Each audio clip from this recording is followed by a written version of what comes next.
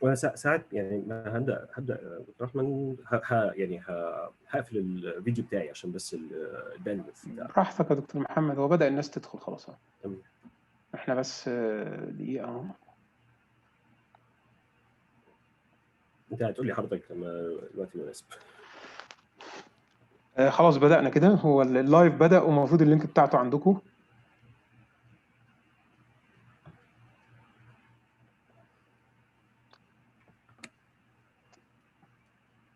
طيب بسم الله الرحمن الرحيم.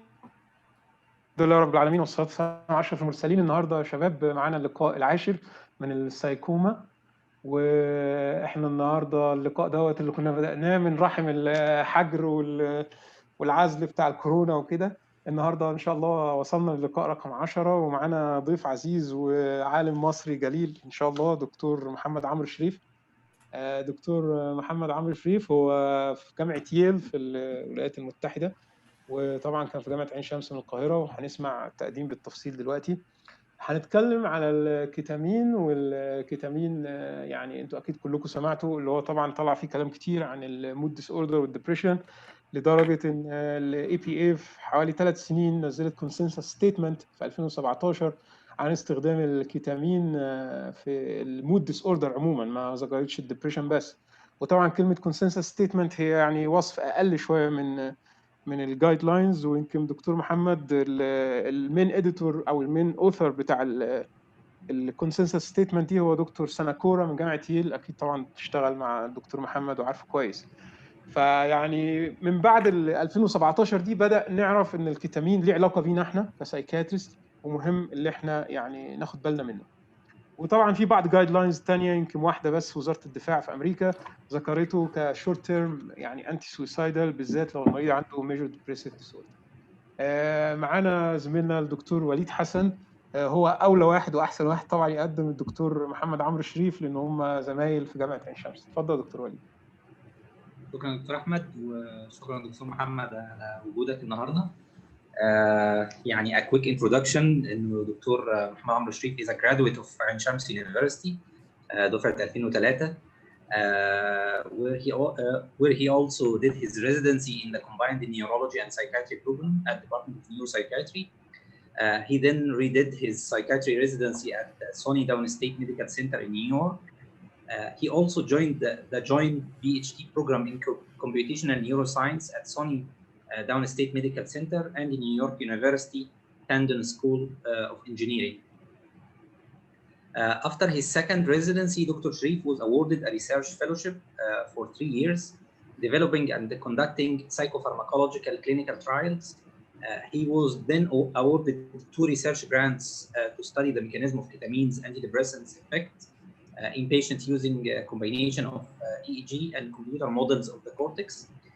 He is currently an instructor at Yale University and an attending psychiatrist at VA Connecticut healthcare system, where he evaluates and treats patients with treatment-resistant depression using ketamine.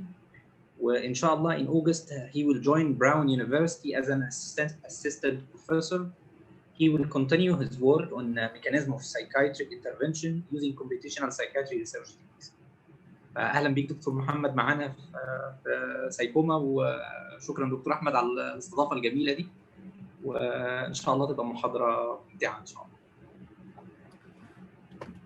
الله. مساء الخير. بداية عايز أشكر دكتور وليد، هو اللي اقترح إن نعمل حاجة زي كده من كام شهر، وبعد كده حاطين تاتش مع دكتور أحمد عيد ودكتور خالد جمال وعبد البديع عشان خاطر نشوف يعني نعمل just overview سريع عن the use of ketamine for depression والstudies اللي اتعملت. عايز اشكر حضراتكم. انا عارف الظروف بتاعت الكوفيد في العالم كله، الامور يعني احنا قلقانين على اهلنا، وربنا يطمنا كلهم عليهم، فانا شاكر انكم رغم من كل الكلام ده يعني واخدين جزء من وقتكم انكم تحضروا.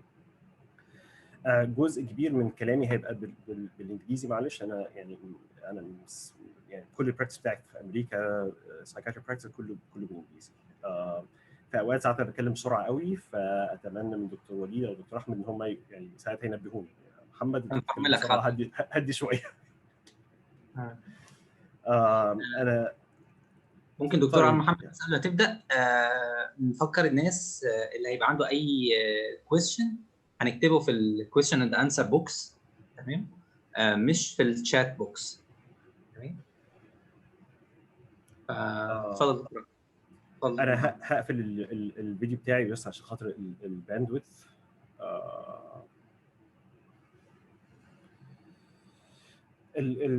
العنوان بتاع المحاضره is Ketamine for Depression Neurobiological and Clinical Overview. انا كconflict interest ما عنديش financial conflict interest. رايي ان مهم ان الناس تعرف ايه الاسامبشنز بتاعتي ككلينيشن كريسيرشر لما بدي محاضره. دي is like الtalk دي is not an official statement from your university او ال VA healthcare system, and it's not clinical opinion about any particular clinical case. ويعني my intention اثناء تحضير المحاضره كان ان يعني اقدم المعلومات على يعني as accurate as I know it possible of my knowledge. لو انا غلطت غلط فيا. انا هبدا بالتيك هوم مسج اللي انا عايز اللي انا عايز الناس تخرج منها بعد التوك، ان كيتامين open new opportunities في psychopathological interest. يعني هو مش مجرد دواء جديد، هو دواء خلانا to realize ان ممكن يبقى في antidepressant effect within hours to days، اللي هو ان احنا يعني زي ما حضراتكم عارفين لكم ان عاده antidepressants effects غير الاي سي تي هتاخد لها بعض الاسابيع، فان يبقى في حاجه that's within hours او within مثلا a day or two, this is a breakthrough. الحاجه الثانيه ان عشان خاطر الميكانيزم اوف اكشن اوف كيتامين على الدندريتك سباين زي ما هنتكلم بعد شويه، we can start looking at depression as a pathology of information processing في البرين. it's not only changes في المونامين ليفل زي السيروتونين او زي الدوبامين او زي النورفين، بس الحاجات دي بتاثر بعد كده على انفورميشن بروسيسنج، وان احنا قربنا انفورميشن بروسيسنج خطوه اقرب، ده اللي مخلي كيتامين يبقى مور افكتيف، وده مخلي كيتامين يبقى يشتغل اسرع. الاوتلاين اللي انا النقط اللي هتكلم عليها، ان هبدا ب a bit of introduction about treatment resistant depression. هتكلم الكلينيكال، هشرح يعني هتكلم عن بعض الكلينيكال ترايلز tackle the question بتاع كيتامين rapid antidepressant effect. في just like 2 سلايدز بس على كيتامين mechanism of action، لان انا عارف ان معظم الناس I assume مش عارف assume ان معظم الناس اللي جايين are clinicians. فانا عايز اقدم حاجه that's relevant to their practice. هتكلم على suggested clinical procedure for intravenous ketamine, mainly based على الconsistency statement اللي الدكتور احمد قال عليها.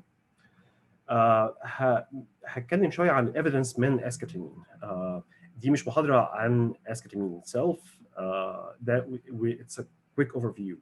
Esketamine فيه at least 5 studies، فان احنا to go into depth into كل واحده فيهم هتبقى صعبه شويه. فانا بس يعني هتكلم على بعض الايفيدنس اللي من Esketamine. واخر حاجه هنهي ب some future directions.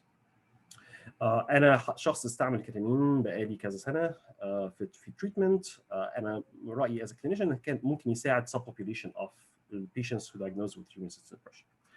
انا حاطط ارقام السلايدز تحت يمين، وعندي 43 سلايد، فعشان خاطر لو حد زهق اوكي هو هيخلص امتى، يعني لغايه حاجه 40 وخلاص من وقت بعد كده. طيب دكتور محمد، هو بس في دكتورة ريم بتقول الصوت بيقطع او كده، فممكن بقيه الزملاء يقولوا لنا على الشات هل مشكله الصوت دي عند كل الناس ولا او على اليوتيوب او هنا، فممكن لحظه نشوف مشكله الصوت.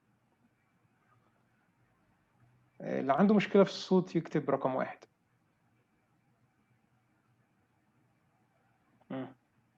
تمام، هي ممكن تكون مشكله في مكان واحد بس. هو اللي مش قادر يتابع هنا ممكن يتابع في اليوتيوب، يعني احنا حطينا الستريمينج URL بتاع اليوتيوب هنا، فممكن تتابعوا عليه. اتفضل يا دكتور محمد. فانا هبدا اتكلم على نقطه من دول، وقبل ما هشفت على النقطه اللي بعديها هنقف ونشوف لو في حد عنده اسئله او لو في حاجه مش واضحه.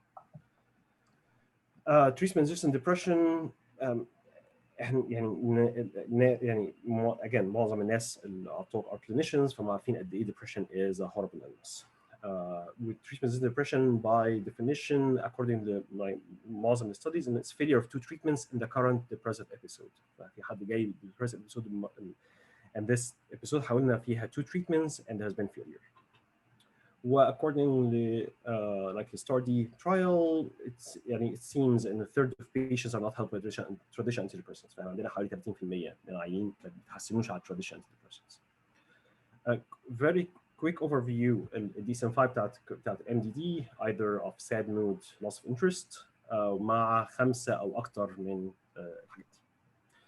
هنيجي نتكلم على الاسامبشن بتاعي as a clinician. My assumption and the brain mediates الفاكتورز المختلفه اللي احنا throughout our lifespan. كانت genetic, psychological, pharmacological, social, spiritual، الحاجات دي كلها are mediated by the brain. انا مش حاطط هنا biological factors او neurobiology لان انا في رايي that's my assumption as a clinician as a researcher and كل حاجه is في الاخر is biological، كل حاجه في الاخر is brain. الحاجات الفاكتورز المختلفه الفارماكولوجي psychotherapy كل الحاجات دي will act through the brain. Another assumption بالنسبه لtreatment-resistant depression again as a clinician and adverse childhood experiences affect the brain in negative ways. When adverse childhood experiences بتخلي البرين susceptible to depression at least 4 times more. انا حاطط هنا trigger warning. انا هتكلم سريعا على على adverse childhood experience studies وهتكلم على بعض الحاجات اللي ممكن تبقى trigger لبعض الناس if they have experienced something like that in their childhood. كان في study كبيره اتعملت في 98 على حوالي 8000 adult going over a questionnaire for childhood adverse childhood experiences. يعني ال questions كانت about like 3 main kinds of adverse experiences: abuse, neglect, and household dysfunction. The questionnaire can 10 different types of adverse childhood experiences دول. Physical abuse, emotional abuse, sexual abuse, physical neglect, emotional neglect. هل حد من parents أو في household they suffer from mental illness, incarcerated, أو the mother was treated violently. هل كان في حد في parents أو في الناس اللي عايشين في البيت has a problem with substance abuse. هل كان في divorce أو separation between the parents. What they did in الquestionnaire هم ال 10 points دول. What they did إن هم they started to count again ده كان ده على يعني ما يزيد على 10,000 adult. بدأوا يعدوا numbers إن يشوفوا الريسك الكونسيكونسز بتاعت having 1 versus 2 versus 3 لغايه up to versus 10 of the adverse childhood experiences. والconsequences that I really want to highlight and هنا consequences هم يعني in gray عاملين physical health. فمثلا in patients who have 4 adverse childhood experiences versus no, they have 1.5 times more risk to develop diabetes. They have 4.4 times more risk to develop depression, 30 times more to develop suicide, to try suicide, 10 times more to develop problem drug use. الموضوع ده مهم ليه؟ لأن sometimes adverse childhood experiences can present what's called complex PTSD. Complex PTSD is has been يعني in the literature مثلا since 92 بس finally WHO اعتبرته إن هو it is an official diagnosis في مارس 2018. الدايجنوستيك كرايتيريا فيها الثلاثه بتوع PTSD عادي ف re-experiencing, avoidance, persistent sense of current threat او hypervigilance. بس معاهم بقى affect dysregulation في intense emotions, usually very intense negative emotions. A very negative self-concept, the way that they view themselves is very negative. Disturbances in relationships او disturbances with like relationships ممكن تبقى في الشغل ممكن تبقى في البيت. And usually these patterns are persistent across time and pervasive across different situations. Like unfortunately يعني عيانين كتير من الواحد بيشوفهم who are diagnosed with treatment-resistant depression. Yes, they have MDD but they also have a complex PTSD underlying. فمهم ان احنا نبقى حاطين في بالنا ان لما بنعالج treatment-resistant depression او depression and there might be underlying complex PTSD. أنا متذكر يعني one of my patients حد جه has been well on her medications, مش ketamine, just regular SSRIs. Things have been going well. بعد كده فجأة بقى لها أسبوع الأمور مش يعني feeling very very down on herself. Going back with her in the session, there has been a situation with her boss that triggered what's called emotional flashbacks. Emotional flashbacks هي flashbacks زي PTSD بس ما فيهاش visual وما فيهاش auditory component. هي mainly emotional component. فsuddenly العيان بيحس كأنه like they're like 5 years old, helpless, scared, مش عارف يعمل ايه. فدي نقطة مهمة إن إحنا شوية يعني to keep it as a clinician مهم بالنسبة لي إن أنا to keep in mind when we treat depression that has been like resistant for treatment. وده يرجعني تاني لأن يعني childhood adversarial experiences بتحصل very early in life بس الإفكتس بتاعها على البرين can persist into adulthood. Some definitions عشان خاطر احنا بنتكلم على studies usually هيبقى في كلام على response. Response usually means 50% symptom improvement from baseline. Remission بيبقى below certain threshold في scales وده بيبقى in almost there are no symptoms of depression anymore. Relapse, return of symptoms after remission. آخر نقطة in في statistical analysis وفي الاناليسيس عامة just it's important to differentiate ما بين group level versus individual level. احنا ك practitioners بنشوف عيانين بنشوف individual patients. الجروب level effects دي اللي بتطلع من clinical trials. العيان اللي قدامي ده هو يعني هل هو حد who's going to respond to this clinical trial ولا من الناس اللي did not respond. This is a decision all of us has to make واحنا مع العيان. أنا خلصت كده أول جزء about treatment resistant depression. هبدأ أتكلم على الكلينيكال ترايلز بتاعت كيتامين. أي أسئلة أو حاجات محتاجة استيضاح؟ هو دكتور محمد هو لغايه دلوقتي يمكن ما ظهرش اسئله بس هو هنا دايما هتيجي يعني حته انا يمكن اتناقشت فيها حتى مع هناك لما نزل الابروفال بتاع الاسكيتامين واحب حضرتك تقولها لنا بالتفصيل. وهو التعريف بتاع التي ار دي زي ما حضرتك قلت ولانه طبعا في ناس كتير ليهم اعتراض عليه اللي هو التعريف ده مش ستاندردايزد وفي ناس بتحط له ستيجز كانه مثلا حاجات زي الكانسر او زي ما حاولوا يحطوا ستيجز للسكيزوفرينيا. الاف دي اي كريجولاتوري اوثوريتي استخدمت الكلمه ديت في الليبل والليبل ده انت حضرتك عارف ازاي يعني ليه ليجال فاليو ليه اهميه. فانا سؤالي هنا ازاي ريجولاتوري يعني اوثوريتي كبيره تستخدم كلمه ما فيهاش كونسنسس او يعني مثلا ام دي دي متعرف كويس في الدي اس ام 5 واحنا عارفين هو ايه ونعرف نشتغل بيه.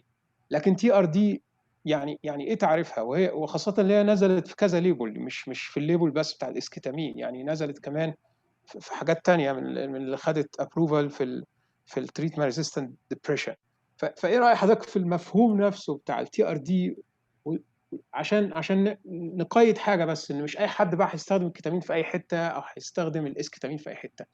فانا بس في النقطه اللي فاتت عايز اسمع تعليق حضرتك على الكونسبت والمفهوم بتاع التي ار دي وهل هو ستاندردايزد ولا هل هو عامل ازاي يعني. شكرا.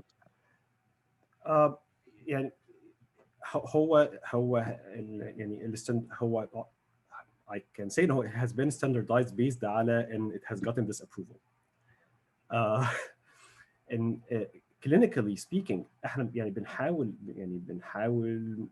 at least معظم العيانين اللي بيجوا لنا ان اماكن كل العيانين اللي بيجوا لنا في الكيتامين كلينيك has already tried اكتر من اثنين يعني عيانين كتير مثلا tried مثلا at least 2 من SSRIs والبيترين sometimes حاجه من SNRIs وما ينفعش. some of them has tried ECT الامور برضه ما يعني their symptoms did not improve. ف we need to put a certain like مش we sorry a regulatory or يعني body زي ال FDA need to put a certain threshold a certain يعني in order to get an approval for a particular medication. Whether everybody can use the medication then after only 2 failures or not ده هيرجع تاني للكلينيشن. حضرتك قاعد مع العيان شفت العيان جرب مثلا let's say مثلا 2 SSRIs هل ده بالنسبه لك is enough ولا لا you thinking that let's switch let's try Wellbutrin let's try SNRI. ده هتبقى حاجه back to you. فهي النقطه بتاعت standardization there has to be a particular threshold, and the FDA took this as the threshold اللي هم اعتبروه for approval of Esketamine. انا هبدا سؤال الجزء. للدكتور محمد،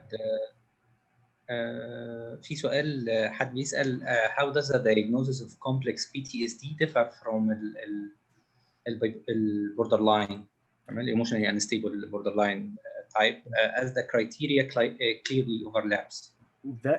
That's a great question. ودي من الحاجات اللي ما زال في عليها يعني a lot of there's still a lot of research going on about it. بعض الناس بتقول it's an like borderline personality disorder is an extreme form of complex PTSD. when ما فيش actually qualitative difference quality wise ما بين borderline personality disorder وما بين complex PTSD. complex PTSD ممكن يعني you can see it في ناس who are extremely functioning. ده برضه احتمال يبقى يعني احتمال فرق severity and they are extremely functioning. بس internally they are so much struggling. امورهم مثلا ممكن يبقى مثلا let's say يعني رئيس في شركه، ممكن يبقى حد محاسب، يعني they are going well with their life. بس when you sit down with them and start talking with them they are struggling. when هم ده كده mask هم حاطينه in order to be able to function in the outside world. It's deep inside امور يعني they are struggling a lot. It's a great question. I don't think in في less يعني final say about هل هما the same thing or something different. بس yes you're right, there is a lot of overlap. أنا بخصوص الجزء بتاع clinical trials of ketamine أنا هدي a very quick glance about the different studies that I think are يعني just مهم ان الواحد ان احنا to keep in mind as ketamine become more and more mainstream. في 1965 ketamine was synthesized كان هو PCP derivative described as a dissociative anesthetic. ان العيان مش هيبقى نايم بس هيبقى separated او dissociated from the pain that they're going through. كان شغله يعني استخدامه في anesthesia. بعد كده في interestingly one of the very first papers discussing ketamine use in psychiatry كانت paper من جامعة شيراز في إيران في 73. What they did it was not for depression, it was to use it as an abreaction agent. And since the العيان is can be a bit dissociated from their feelings, they can talk more about what they're going through.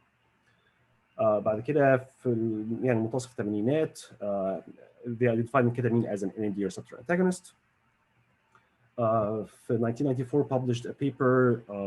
The first author كان John Crystal, who's the chair of psychiatry في ييل دلوقتي, and how to use a sub-anesthetic dose of ketamine as a model for psychosis in humans. And be do intravenously over 40 minutes as 0.5 milligram per kilogram. Usually anesthetic dose 1 to 2 milligram per kilogram. فدي من نص لربع الجرعة. و actually في نفس المكان يعني في نفس المكان اللي اتعملت فيه الستاديز دي اللي كانت في الفي في كونتيكت، المكان اللي I was very lucky ان انا شغال فيه دلوقتي، ان بداوا يعملوا الستاديز دهيت على patients struggling with depression. و I think ان البيبر اتنشرت في 2000 this considered as like the beginning of the use of ketamine for depression بالموديل الحالي اللي احنا عارفين هو given intravenously كم مره في الاسبوع over 40 minutes. الستادي دي يعني I'm gonna هتكلم عليها in a bit of details بعد شويه صغيره. الستادي has been replicated في NIMH في 2006. Carlos Dorati replicated ومن ساعتها بدأ يبقى في a lot of interest around ketamine. Around that time بدأ يبقى في ظاهرة ketamine clinics في أمريكا. And clinics usually بيفتحها anesthetics with or without psychiatrists for patients who are struggling with depression. يجوا ياخدوا intravenous infusion for 40 minutes. وما كانش الحاجه دي ما كانتش covered بانشورنس في امريكا. الحاجه دي ان هم اللي كانوا بيدفعوا out of their pocket. الانشورنس از بيج ديل في امريكا، لان من غير انشورنس الاسعار بتبقى غاليه قوي. يعني الكيتامين كلينيك اوتسايد اوف انشورنس الجلسه الواحده بحوالي $500، وده في مكان رخيص. اماكن اغلى ممكن بتبقى عاده بتبقى ضعف الكلام ده، up to $1000 في السيشن الواحده. بعد كده بدا يبقى في a lot of interest ان اوكي هو بيشتغل ازاي جرعه واحده بس can within 24 hours result in improvement in depression. كان في شغل كتير قوي في ييل برضه هتكلم عليه وانا اتكلم عن الميكانيزمز في 2010 2011. في 2013 they ran a study بس المره دي كانت باستخدام الميدازولام as an active placebo. الستاديز اللي قبل كده اللي هم في 2000 و2006 كانت استخدام سلاين as an active placebo. وفي كلام كتير قوي ما يعني حصل ساعتها وما زال في كلام كتير قوي الايام دي about ان ما هو ممكن احتمال يبقى الايفكت الانتي ديبريسنت ايفكت دهوت is because of the placebo اللي because of the dissociative effects اللي patients are exposed to. يعني البيشنت زي ما اتكلم بعد شويه when they are getting the infusion they go into the dissociative state. فكان في كلام كتير ان it might be because of this effect ان العيان خلاص عارف ان انا جالي كتامين، لان الصلاعين مش هيدي such a dissociative effect. ف they tried midazolam as an active placebo and the same or similar findings were reported. في 2016 they tried هل لو ادينا twice versus 3 times a week intravenous ketamine هل ده هيفرق في ال prolongation of continuation of the antidepressant effect ولا لا؟ بعد كده برضه في 2016 بدأ a number of studies بقى using esketamine. فأول واحدة منهم كانت using intravenous esketamine. كان 0.2 versus 0.4 milligram per kilogram. Again, some of the like the similar findings or findings along the same lines. وبعد كده بدأ يعني Janssen to have a patent and they wanna see هل بقى can we give better intravenously, can we give intranasal, والسكيدولينج هيبقى عامل ازاي، نديه كم مرة، طب بعد ما العين ما يتحسن. I'm gonna go over يعني actually the rest of my talk هيبقى going over some of these studies. هبدا بالواحده اللي هي السنجل انفيوجن اللي كانت في ييل اللي هي في 2000. هم كانوا 7 patients diagnosed with depression. It's a placebo controlled كان saline versus ketamine randomized double blind within subject. يعني السبجكت بياخد كيتامين وبيevaluate الديبريشن بتاعه عامل ازاي، وبعد كده بعديها باسبوع بياخد saline او العكس. والكيتامين كان 0.5 ملغ per kilogram over 40 minutes. الفيجر اللي هوريه الاكس اكسس هنا التايم عندنا 60 minutes 120 180 240 minutes، بعد كده 24 hours 48 hours 72 hours. والواي اكسس از change في الهاندي او هامilton depression rating scale. الزيرو ده means no change، وده اللي هتشوفوا حضراتكم ان البلاسيبو shows no change في الهاندي. With ketamine, there is change at 240 minutes, حوالي 4 ساعات. That was significantly different عن البلاسيبو. بعد كده 24 hours, 48 hours, 72 hours. الباوند sign ده أو الشباك ده is in comparison is significance in comparison to the baseline. The stars دي is comparison to the placebo group.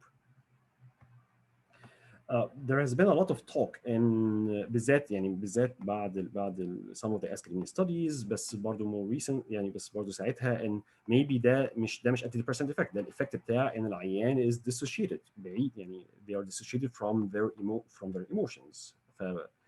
ف in the same paper they have ده الفيجر اللي انا كنت وريته لحضراتكم. بعد كده they have هنا two plots measuring dissociated state. في النص ده الفاس او visual analog scale اللي هو العيان بيقول انا from 0 to 100 how high I am. وده وهنا brief psychiatric report scale. Taking the positive symptoms. لو احنا قلنا dissociated state لان بيبقى فيها some visual hallucinations as if it's positive symptoms. how much do you rate the symptoms that you're experiencing. وممكن حضراتكم تشوفوا ان more or less the dissociative symptoms رجعت back to normal at around 120 minutes. فده is the same scale after 120 minutes مفيش حاجة. Like the difference between ketamine and placebo is no longer there for the dissociative symptoms. الستادي اللي بعديها هي بتاعت NIMH كارزارات ran في 2006. It was 18 patients diagnosed with treatment-resistant depression, similarly ketamine versus saline 1 week, placebo-controlled, randomized, double-blind within subject. After one day of treatments, 71% of the 18 patients responded. في improvement 50% or more, and 29% remitted in the مفيش symptoms of depression خالص. Again, هنا x-axis time minus 60 minutes for every infusion, 40 minutes after, all the way to 250 minutes. Okay, day 1, day 2, 3, and 7. وهنا الهامدي score itself مش اللي change زي البلوت اللي فات. فممكن حضرتك تشوفوا ان with placebo يعني things were more or less similar to how it was before. With ketamine there is reduction in the score, and the reduction stays significant until day 3, even until day 7. But day 7 can less than 0.05. But the kind of less significant عن ده, but it's still statistically significant. ومرة تانية نبص برضو على هل ده could that be explained بالdissociative state. فده نفس البلوت اللي كنت وريته في السلايد اللي قبل كده. وهنا ده برضو البي بي ار اس positive symptom score more or less عند 80 minutes there is no difference. ده الجزء الاولاني لغايه اللي هو single infusions. بعد كده هتكلم على الميكانيزم in animals. بعد كده هنتكلم على multiple infusions ونتكلم على using it clinically. اسئله دلوقتي؟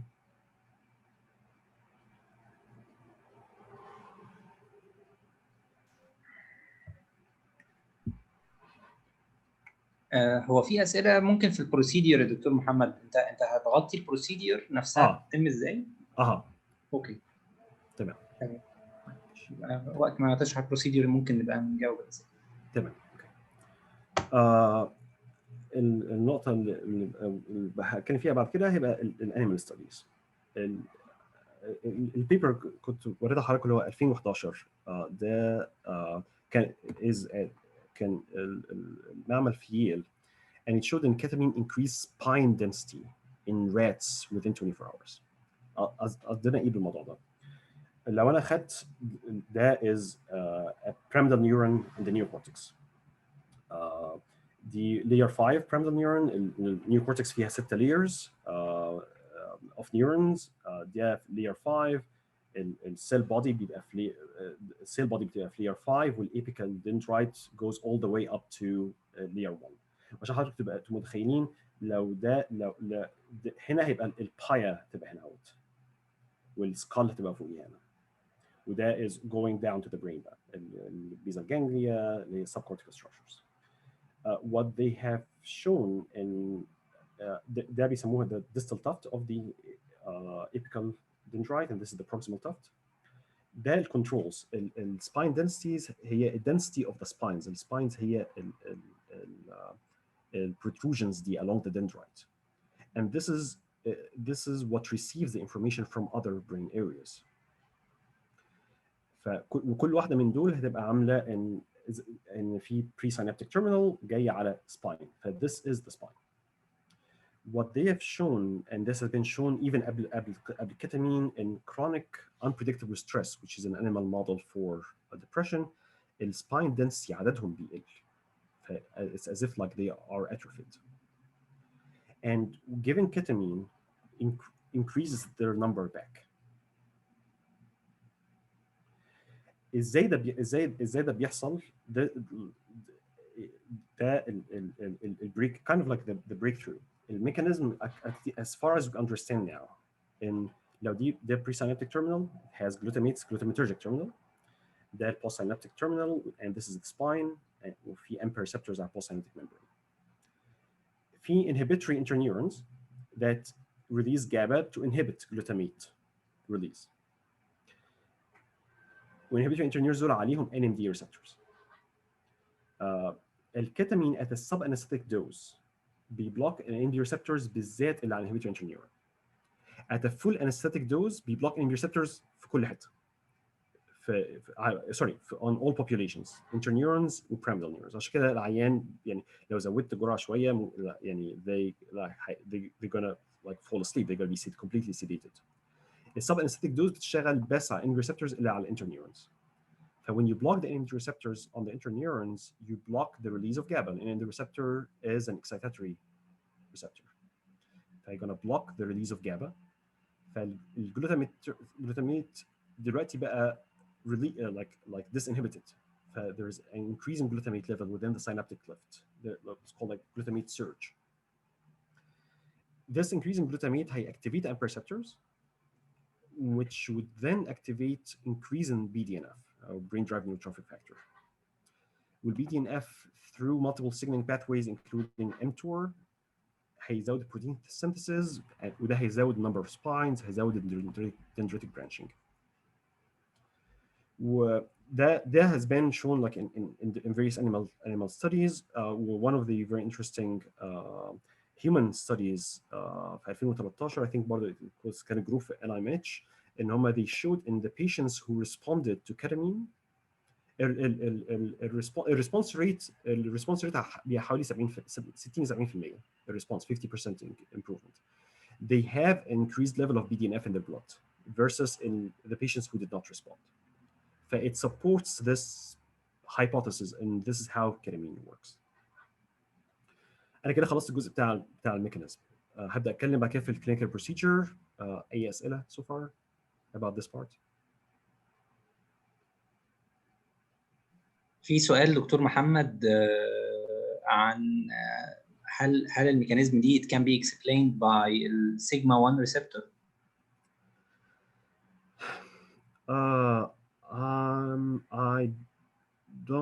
I don't know the interactions of sigma with AMPA receptors and NDA. فأنا ما أعرفش. Like it might be something that like would be worth it for me to look into it, بس أنا ما أعرفش.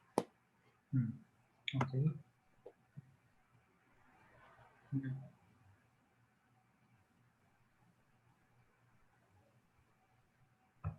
أسئلة ثانية؟ لا ما فيش أي أسئلة ثانية حاليا ممكن بس أنا بعد إذنك يا دكتور محمد أقول تعليق في الحتة دي لو أنت برضك تفيدني فيه.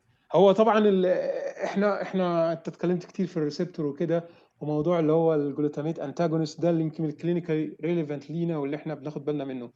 بس في البري كلينيكال وفي الانيمال مودلز هو مسك في ريسبتورز كتيره، وكان في ارتكل طلعت من السنه في الامريكان جورنال اوف سايكاتري ان ازاي النالتريكسون ممكن يلغي الانتي ديبريسنت افكت بتاع الكيتامين. وطبعا انت عارف الارتكل دي من ساعه ما طلعت دي الوحيده اللي في الهيومن.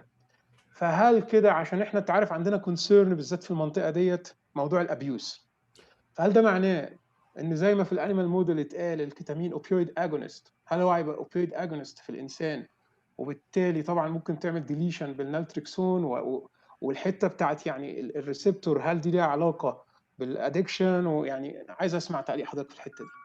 طيب هستأذنك I have a slide للبيبر دي بالذات، فتسمح لي نستنى لغايه ساعتها؟ تمام، لان طبعا البيبر دي وحيده يعني يتيمه كده شكرا يا دكتور محمد، اتفضل.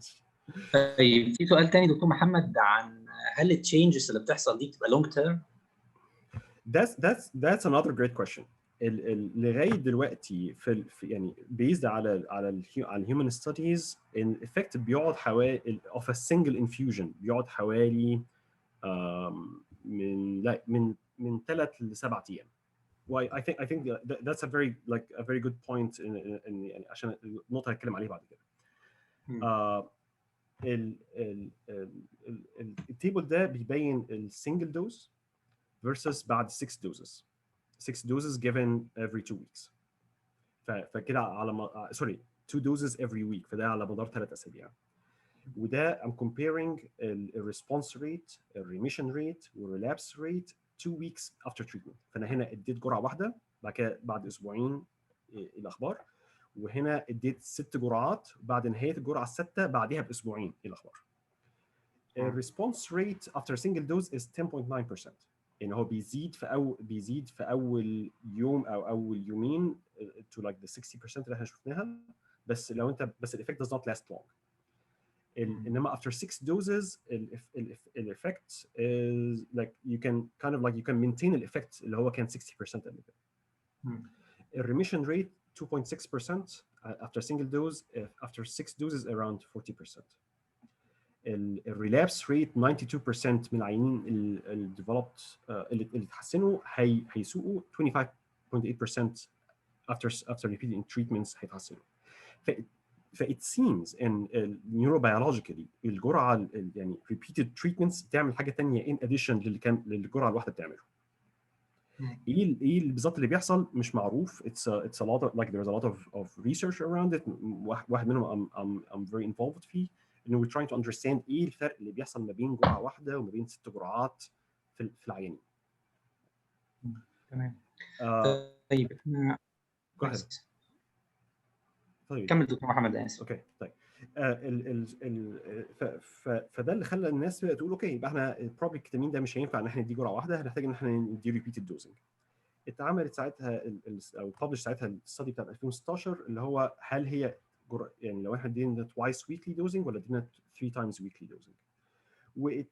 وكان they had 4 arms. كتامين مرتين في الاسبوع، بلاسيبو مرتين في الاسبوع، كتامين 3 مرات في الاسبوع، سلاين برضه او بلاسيبو 3 مرات في الاسبوع على 67 patients.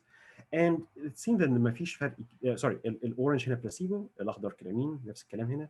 seems ما فيش فرق كبير ما بين twice versus 3 times treatment. عشان كده الكونسنسس او most of what's being done now including الاسكتامين ان هو it's twice a week. اللي twice من 3 times مش فرق. نيجي بقى نتكلم على الكونسنسس ستيتمنت اللي الدكتور احمد قال عليه. It was a consensus statement on the use of ketamine in treatment of mood disorders by the American Psychiatric Association Task Force on Novel Biomarkers and Treatments. السمري بتاع او يعني كلينيكالي السمري بتاع الستبس اللي البروتوكول ده suggested او الكونسنسس ستيتمنت suggested. And okay, we're going to start with clinical evaluation. It's very, very important to identify هل ده treatment resistant depression ولا لا. First of all, هل هو depression؟ هل في something else going on؟ هل ده عيان received at least 2 or even more treatments in the current episode في الابيسود بتاعت المره دي. والحاجات دي يستحسن تبقى كلها documented ان العيان يعني they received الدواء الفلاني over من الجرعه الفلانيه من فتره كذا فتره كذا، فان هي it's enough dose, enough duration for treatment. And usually the main exclusion اللي بنبص فيه is psychosis و substance use disorder. الpsychosis في some studies بتبين يعني from the 90s بتبين ان giving ketamine للعيانين who have schizophrenia can worsen their psychotic symptoms. فعشان كده psychosis is one of the exclusions that they are suggested في protocol, and this is what we also do في VA. Substance use disorder, and ketamine is a substance of abuse, or is a substance of dependence. And we don't want to precipitate somebody like they had a problem with alcohol and now they have a problem with ketamine, and it can happen. فدي من الحاجات المهمة and to keep an eye لو في حد have an active substance use problem, we usually do not recommend ketamine. We get informed consent منهم. الكلام ده كان قبل الاسكتامين approval. فان this use of ketamine is off label, and there are some side effects including dissociation, including urinary bladder problems زي ما هنتكلم, and that they have to be aware of these problems and informed about them before they sign. بنعمل physical examination EKG.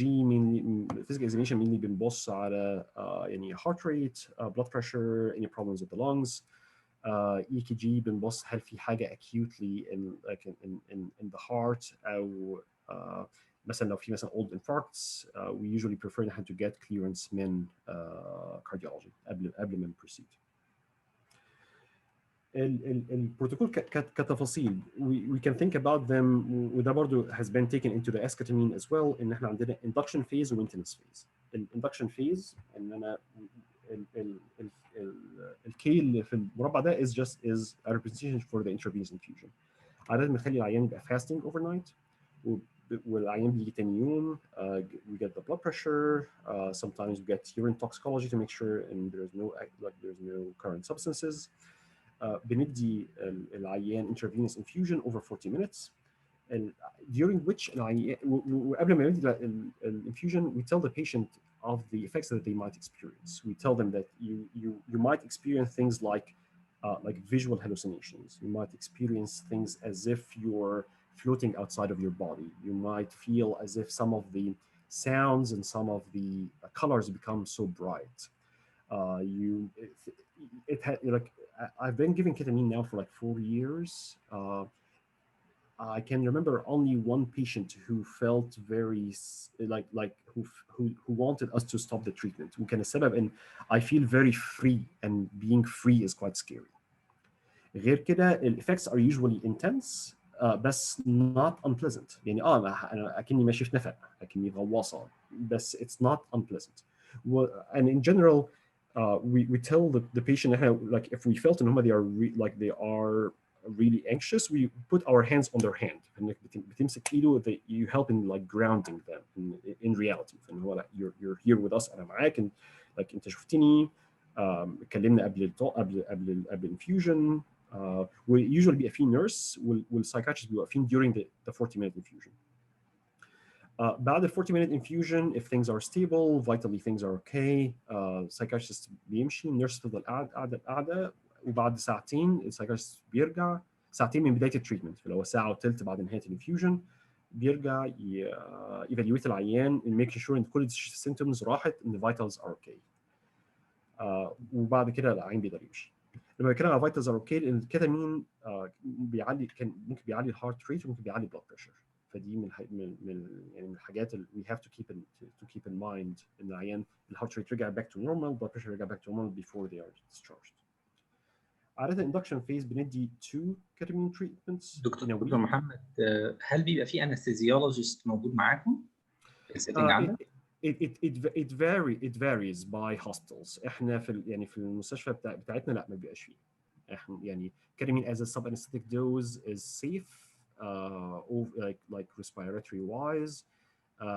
بس at the same time يعني انا في مكان لو العيان قدر الله حصل حاجه I can call a code ان هيجي لي whole team عشان لو حصل حاجه للعيان. بس لا when we give the treatments there is no anesthesiologist. يعني حسب السيتنج انت اوريدي باكد ان في وراك تيم لو في اي حاجه they can intervene.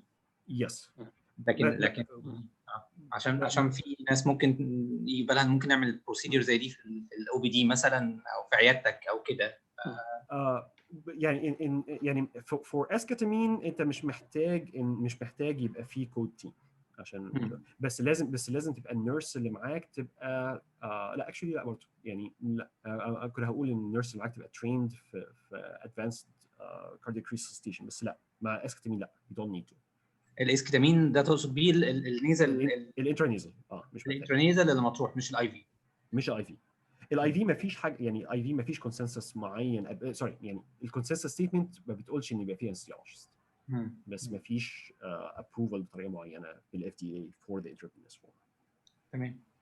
دكتور عمرو هل انت ذكرت نقطه بتاعت البلادر ودي داخله في السيفتي فهل انت هتتكلم تاني على السيفتي ولا انا ممكن اسال سؤال في الحته دي؟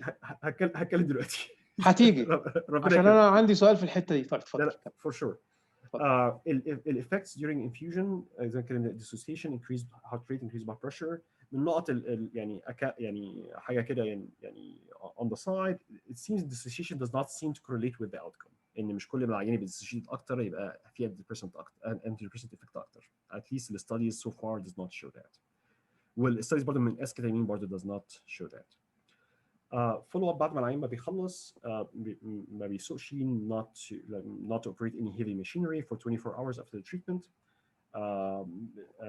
وبنعمل as follow-ups بعد كده with repeated يعني with repeated visits urine toxicology زي ما كانت بنشوف هل في اي substance use disorder symptoms، هل العيان بدا يبقى في dependence، بدا في يعني بدا يبقى في craving، بدا يبقى في يعني that they are starting to really want the drug rather than it has to be given within the schedule. وبيبقى في urinary symptoms بنسأل على هل في urinary symptoms، هل في dysuria، هل في urgency، و sometimes ممكن نعمل urine analysis عشان خاطر cystitis. The point about cystitis, at least as far as I know, it seems in ketamine in very high doses اللي هي الدوز اللي بيستعملوها patients who struggle with ketamine use disorder ketamine concentration in the urine بيبقى عالي and the ketamine might be injurious للurinary bladder epithelium. بس at such dose with such schedule with such schedule as like twice a week بس does not seem to be a concern. بس again بنسأل عليها عشان خاطر احنا مش يعني safety of the patient is of utmost importance. اتفضل دكتور احمد.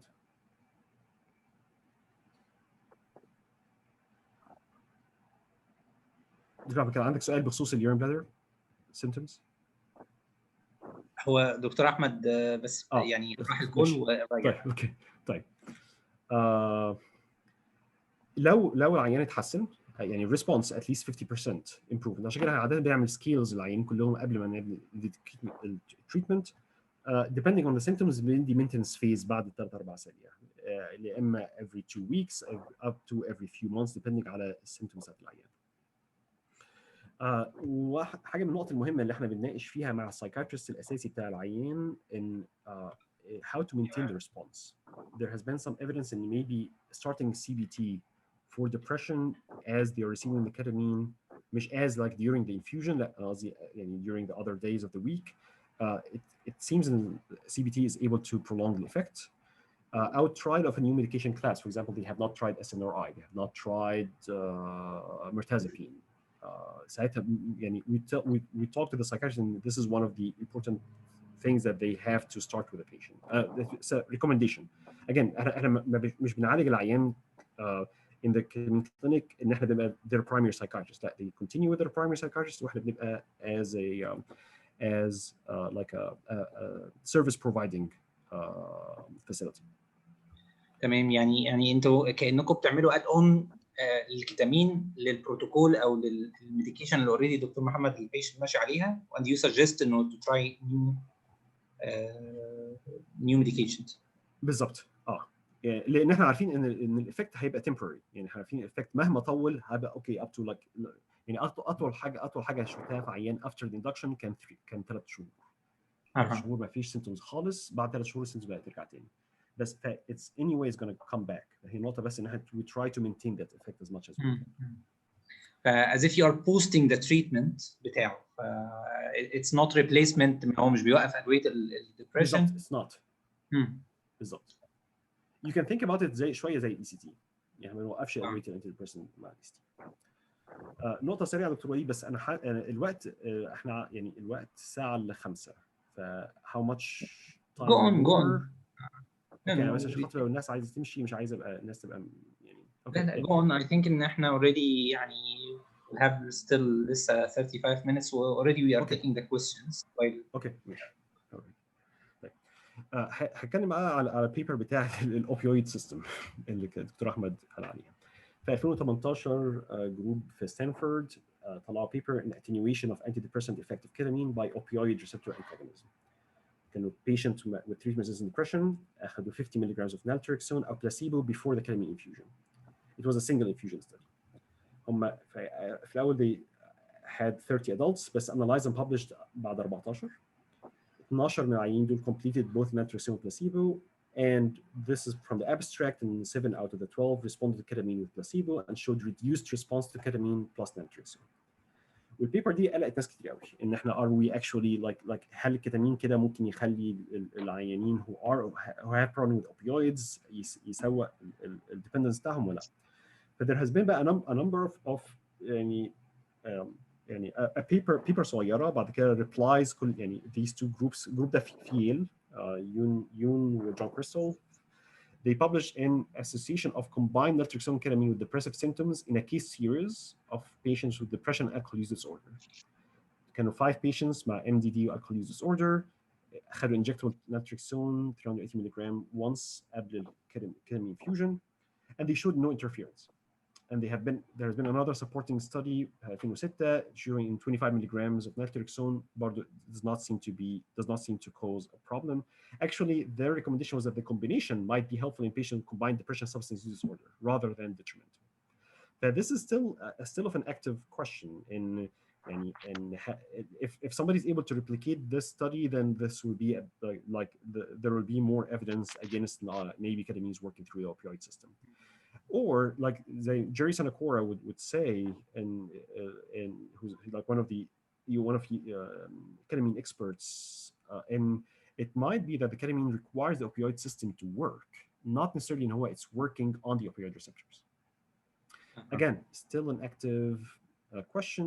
I think there are a number of I'm not sure, but I think there are a number of trials trying to replicate the trials.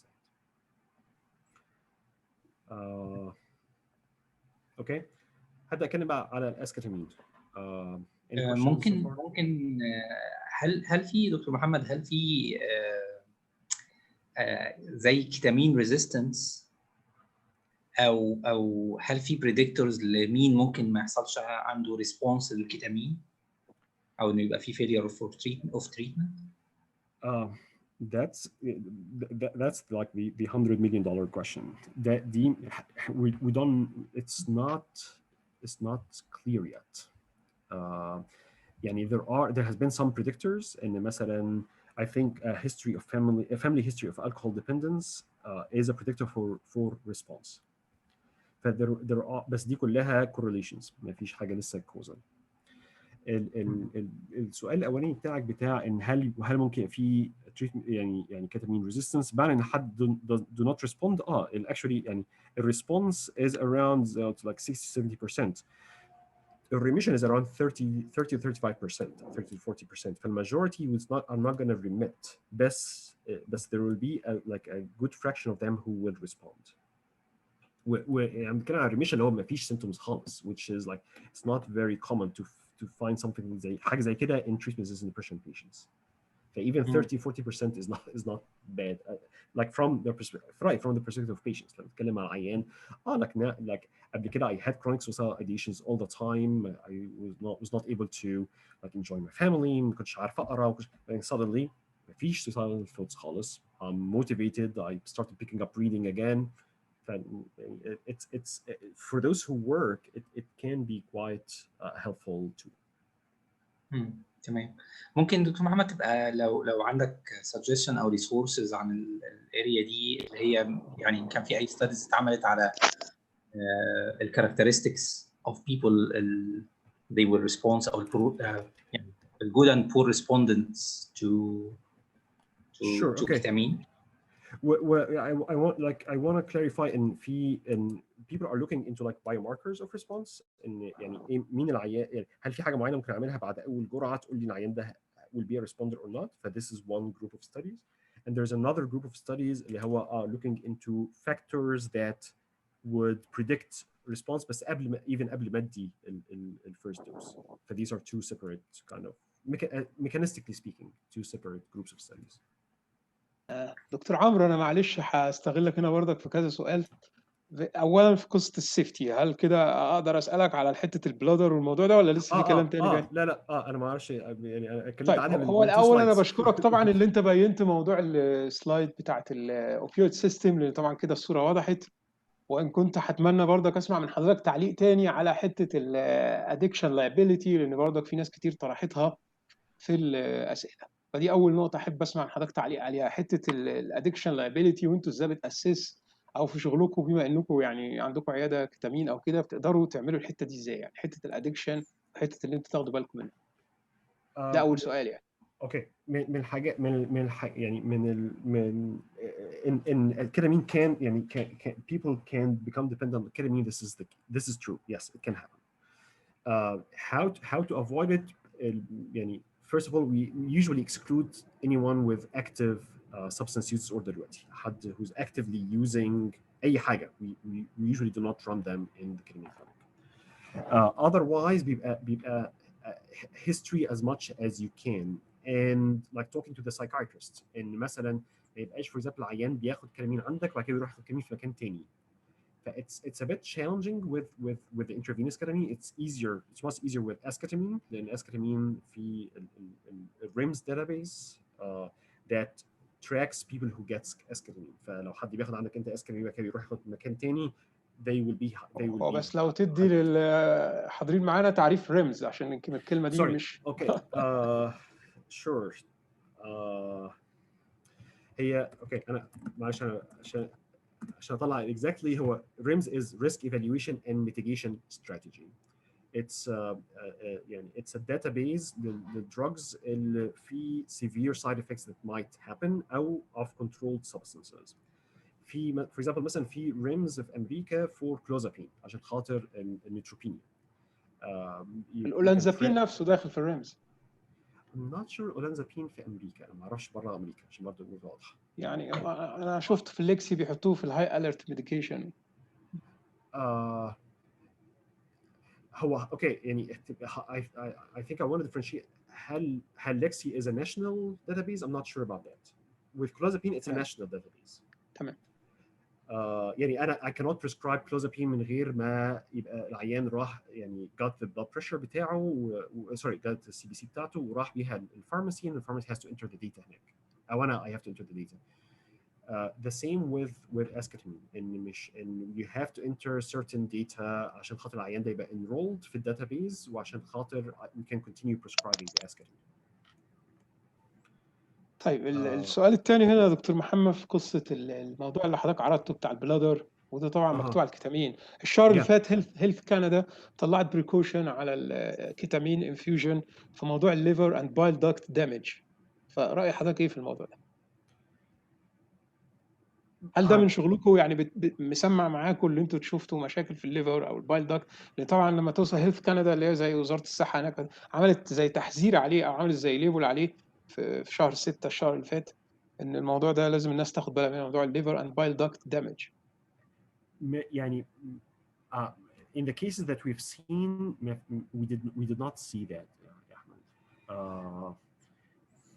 يعني كان ده كتامين يعني ما انا عايز اعرف بس هي مسمعه لغايه فين، لان ساعات طبعا البوكس وورنينج او الحاجات الورنينج بتطلع دي بتكون حاجات يعني مش كلينيكال ريليفنت. لا انا يعني انا ما يعني I can look into it بس انا لا يعني it's not something that's on our radar بخصوص الليفر and bile duct. But again I need to go back and like read اقرا الانونسمنت واشوف الريفرنس بتاعته.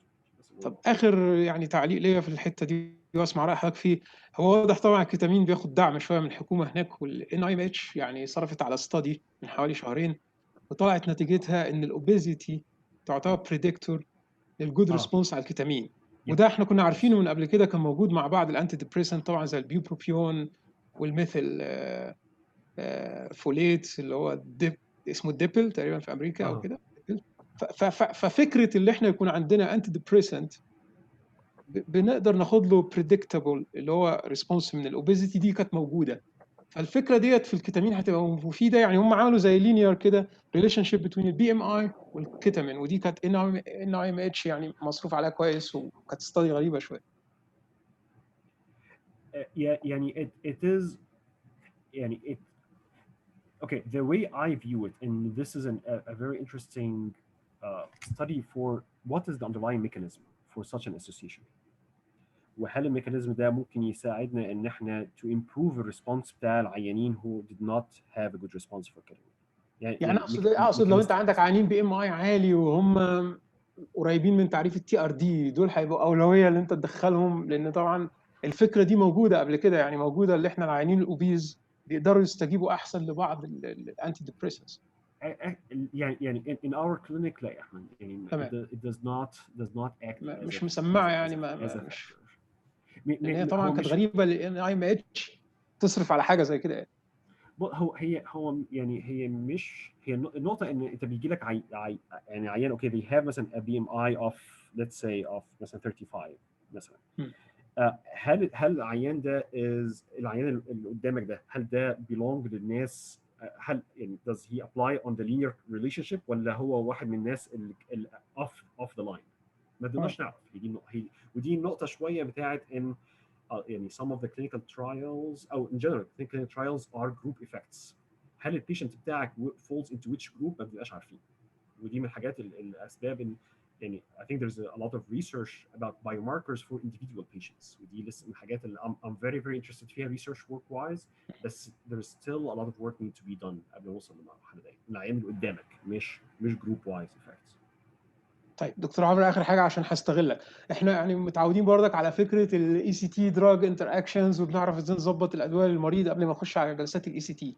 هل الفكره دي برضك قريبه منكم، بما ان الكتامين بيمشي بطريقه الجلسات اللي انت بتراجع الادويه اللي المريض ماشي عليها، مثلا اللي هو الريجيمن بتاعه الاساسي اللي ماشي عليه، وفي ادويه معينه مثلا بتاجلها او كده؟ لان طبعا انت ذكرت مثال النالتريكزون، هل في ادويه ثانيه بتهمك اثناء العلاج واثناء الجلسات؟ actually كتامين من الحاجات اللي لا يعني even زي ما قلت even naltrexone يعني زي ما شفت يعني وريت في السلايد اللي قبل دهيت and there has been other small studies. هي دي برضه كانت study relatively small, it's like 12 patients, but relatively small studies that show in actually naltrexone does not interfere with ketamine. It's still not very clear.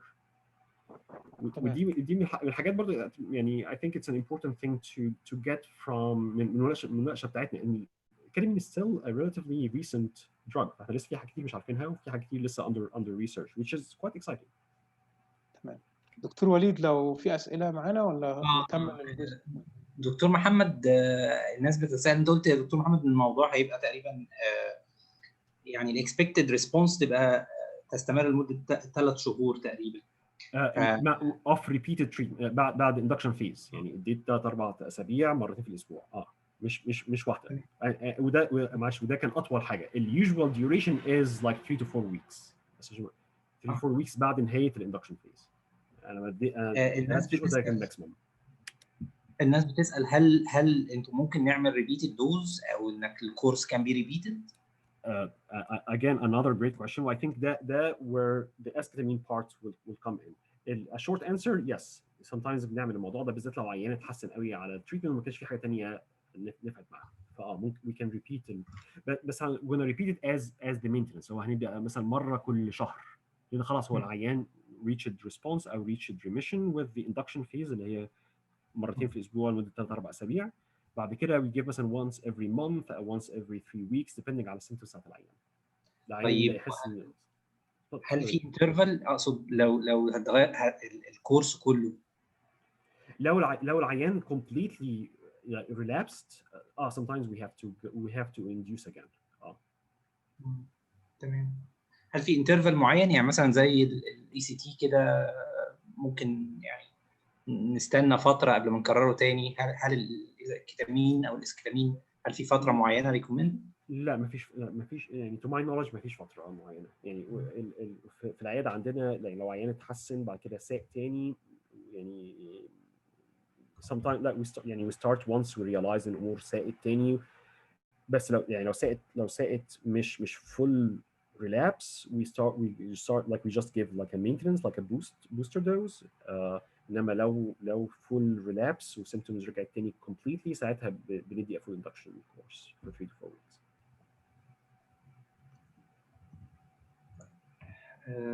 كان في سؤال دكتور محمد على امثال الادكشن بوتنشال، يمكن حتى كان دكتور احمد اتكلم عنها. ففي سؤال ريليتد شويه، هل الكتامين ليه withdrawal او discontinuation او بيحصل معاه tolerance؟ هل في studies مع او الافكت بتاعه؟ يعني that's another very good question. يعني from what we can tell it's يعني ما فيش withdrawal زي ما مثلا ما بيحصل مع ال SSRIs مثلا at least as far as we know. However زي ما هتكلم بعد شويه صغيره about the esketamine. One of the esketamine studies كانت a discontinuation study. وفي بعض الناس رايهم ان العيانين اللي وقفوا اسكتامين والسيمتومز بتاعتهم رجعت تاني this was withdrawal. انا I'm not sure that like انا مش مقتنع بالموضوع ده. بس again يعني في اراء محترمه جدا in the field بتقول ان this might be withdrawal. انا مختلف. تمام. طيب في سؤال دكتور وليد سالوا can we use esketamine as emergency intervention فمثلا في الحالات اللي هي زي the end stage cancer patient refuse to eat or drink. The idea can we use it for potentiation or augmentation for already resistant depression or another pharmacological treatment? هو بنتكلم على الاسكتامين الانترانيزال. يعني هو قاسمها الاثنين. هو السؤال هو هل ممكن يبقى الاسكتامين او الكتامين هل ممكن يستخدم كemergency intervention؟ لما حد اوكي عشان يعني معلش انا بالبايز بتاعي when we say emergency usually what I think about in the emergency room حد جاي لك دلوقتي acute suicidal ideations. It seems an esketamine might help. We're not sure yet about that. The study اللي طلعت منها was not very convincing بتاعت esketamine intranasal. بس it might like there's a large trial within the VA system. بالمناسبة VA هو ده biggest national system healthcare system في أمريكا، ده اللي هو بتاع المحاربين القدماء بتوع الجيش الأمريكي. ودي للعيادة بالظبط الفيترنز. ودول جايد لاينز يا دكتور محمد نزل السنة اللي فاتت في الموضوع ده بالخصوص. ودول ليهم جايد لاينز يعني بتتجدد كل سنتين مثلا. يعني هم باللفظ كاتبين الكتامين مثلا كشورت term reduction in suicidal ideations in the patients with major depressive disorder. يعني وده اللي احنا كنا يعني احنا we haven't started يعني موضوع الكوفيد ده جه خلى الامور مش مظبوطه قوي، بس this was one of our plans ان احنا to have the esketamine as سواء esketamine or intravenous ketamine as a medication in the emergency room. بس هم الجايد لاين دي كانت على الكتامين بس، الاسكتامين لسه يعني انا ما شفتش عليه كلام في الحته دي قوي يعني. I think in for esketamine هم هيقولوا بدل ما ال FDA قالت يعني احنا we started using esketamine في VA hospital and VA actually was one of the very first places اللي بدأ يبقى فيها esketamine يعني واللوكيشن بتاعنا لو Connecticut I think was like the second all over the country ان احنا we run the esketamine عندنا. It's يعني it's الجايد لاينز in general بتمشي مع الفيدرال جايد لاينز بتاعت ال FDA. فاي ثينك عشان خاطر ما فيش حاجه لسه واضحه على FDA فطلعوا فور ketamine. بس again عندنا في عندنا في المستشفى لا ما استعملناش intravenous yet for I think sorry okay I think يعني استعملوه في بعض الحالات وبعد كده دخلوا على طول بعد كده inpatient بس it's not part of the outpatient ketamine clinic. عشان بس يعني there are two different. اتفضلي. لو تسمح لي يا دكتور محمد بس انا هعيد حته انت قلتها عشان يبدو انه فيك لسه الجزء ده مش واضح. هو ان الكتامين استخدامه حاليا زي الاي سي تي، بمعنى ان البيشنت بيبقى مكمل على الانتي ديبريسنت بتاعه او بنبدا له انتي ديبريسنت جديد وهو بيعمل الانترفنشن ده مش ريبليسمنت او مش بنوقف العلاج بتاعه وبنبعته يعمل كتامين. صحيح؟ تمام. لانه في اكتر من حد بيسال نفس يعني بيدور حوالين نفس السؤال ما بين فكره امتى نقدر نرجع الانتي ديبريسنت او هل نقدر ندي انتي ديبريسنت وهو بياخد الكتامين ولا ايه نقعد قد ايه بعديها على ما نبدا الانتي ديبريسنت. هو الانتي ديبريسنت شغال على طول زي ما بنبقى مع الاي سي تي. شغال على طول او ايفن ممكن لو هنبدا واحد جديد بنبداه ايفن قبل الكتامين على طول او اثناء ما هو بياخد تريتمنت. تمام. طيب في سؤال دكتور محمد انا بسالي انت جاوبته برضو بس هنعيده انه لو واحد بدا حصل له ماركت امبروفمنت بعد الفيرست او السكند سيشن هل بنوقف ولا بتكملوا الريبيتد سيشنز؟ لا بنكمل. يعني ممكن التحسن هو يعني ممكن ناس كتير تتحسن النقطه بس ان احنا we want to maintain الايفكت.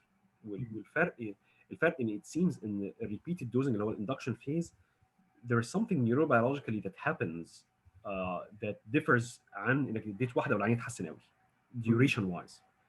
يعني العيان بعد single infusion ممكن يتحسن up to اسبوع، بعد 6 العيان ممكن يتحسن up to كذا شهر. ف there is something neurobiologically that happens. فرق ما بين واحده وما بين كذا واحده. عشان كده حتى لو العيان اتحسن بتكمل تدي السيشنز. تمام. طيب كان في سؤال عن الاوبيزيتي بس انا فاهم يعني انا اعتبرت اللي احنا جاوبنا عليه هو في ايفيدنس وستاديز قبل كده على ان الاوبيزيتي كود بريدكتور ريسبونس مع البيوبروبيون والميثيلفوليت اتضاف ليهم الكيتامين.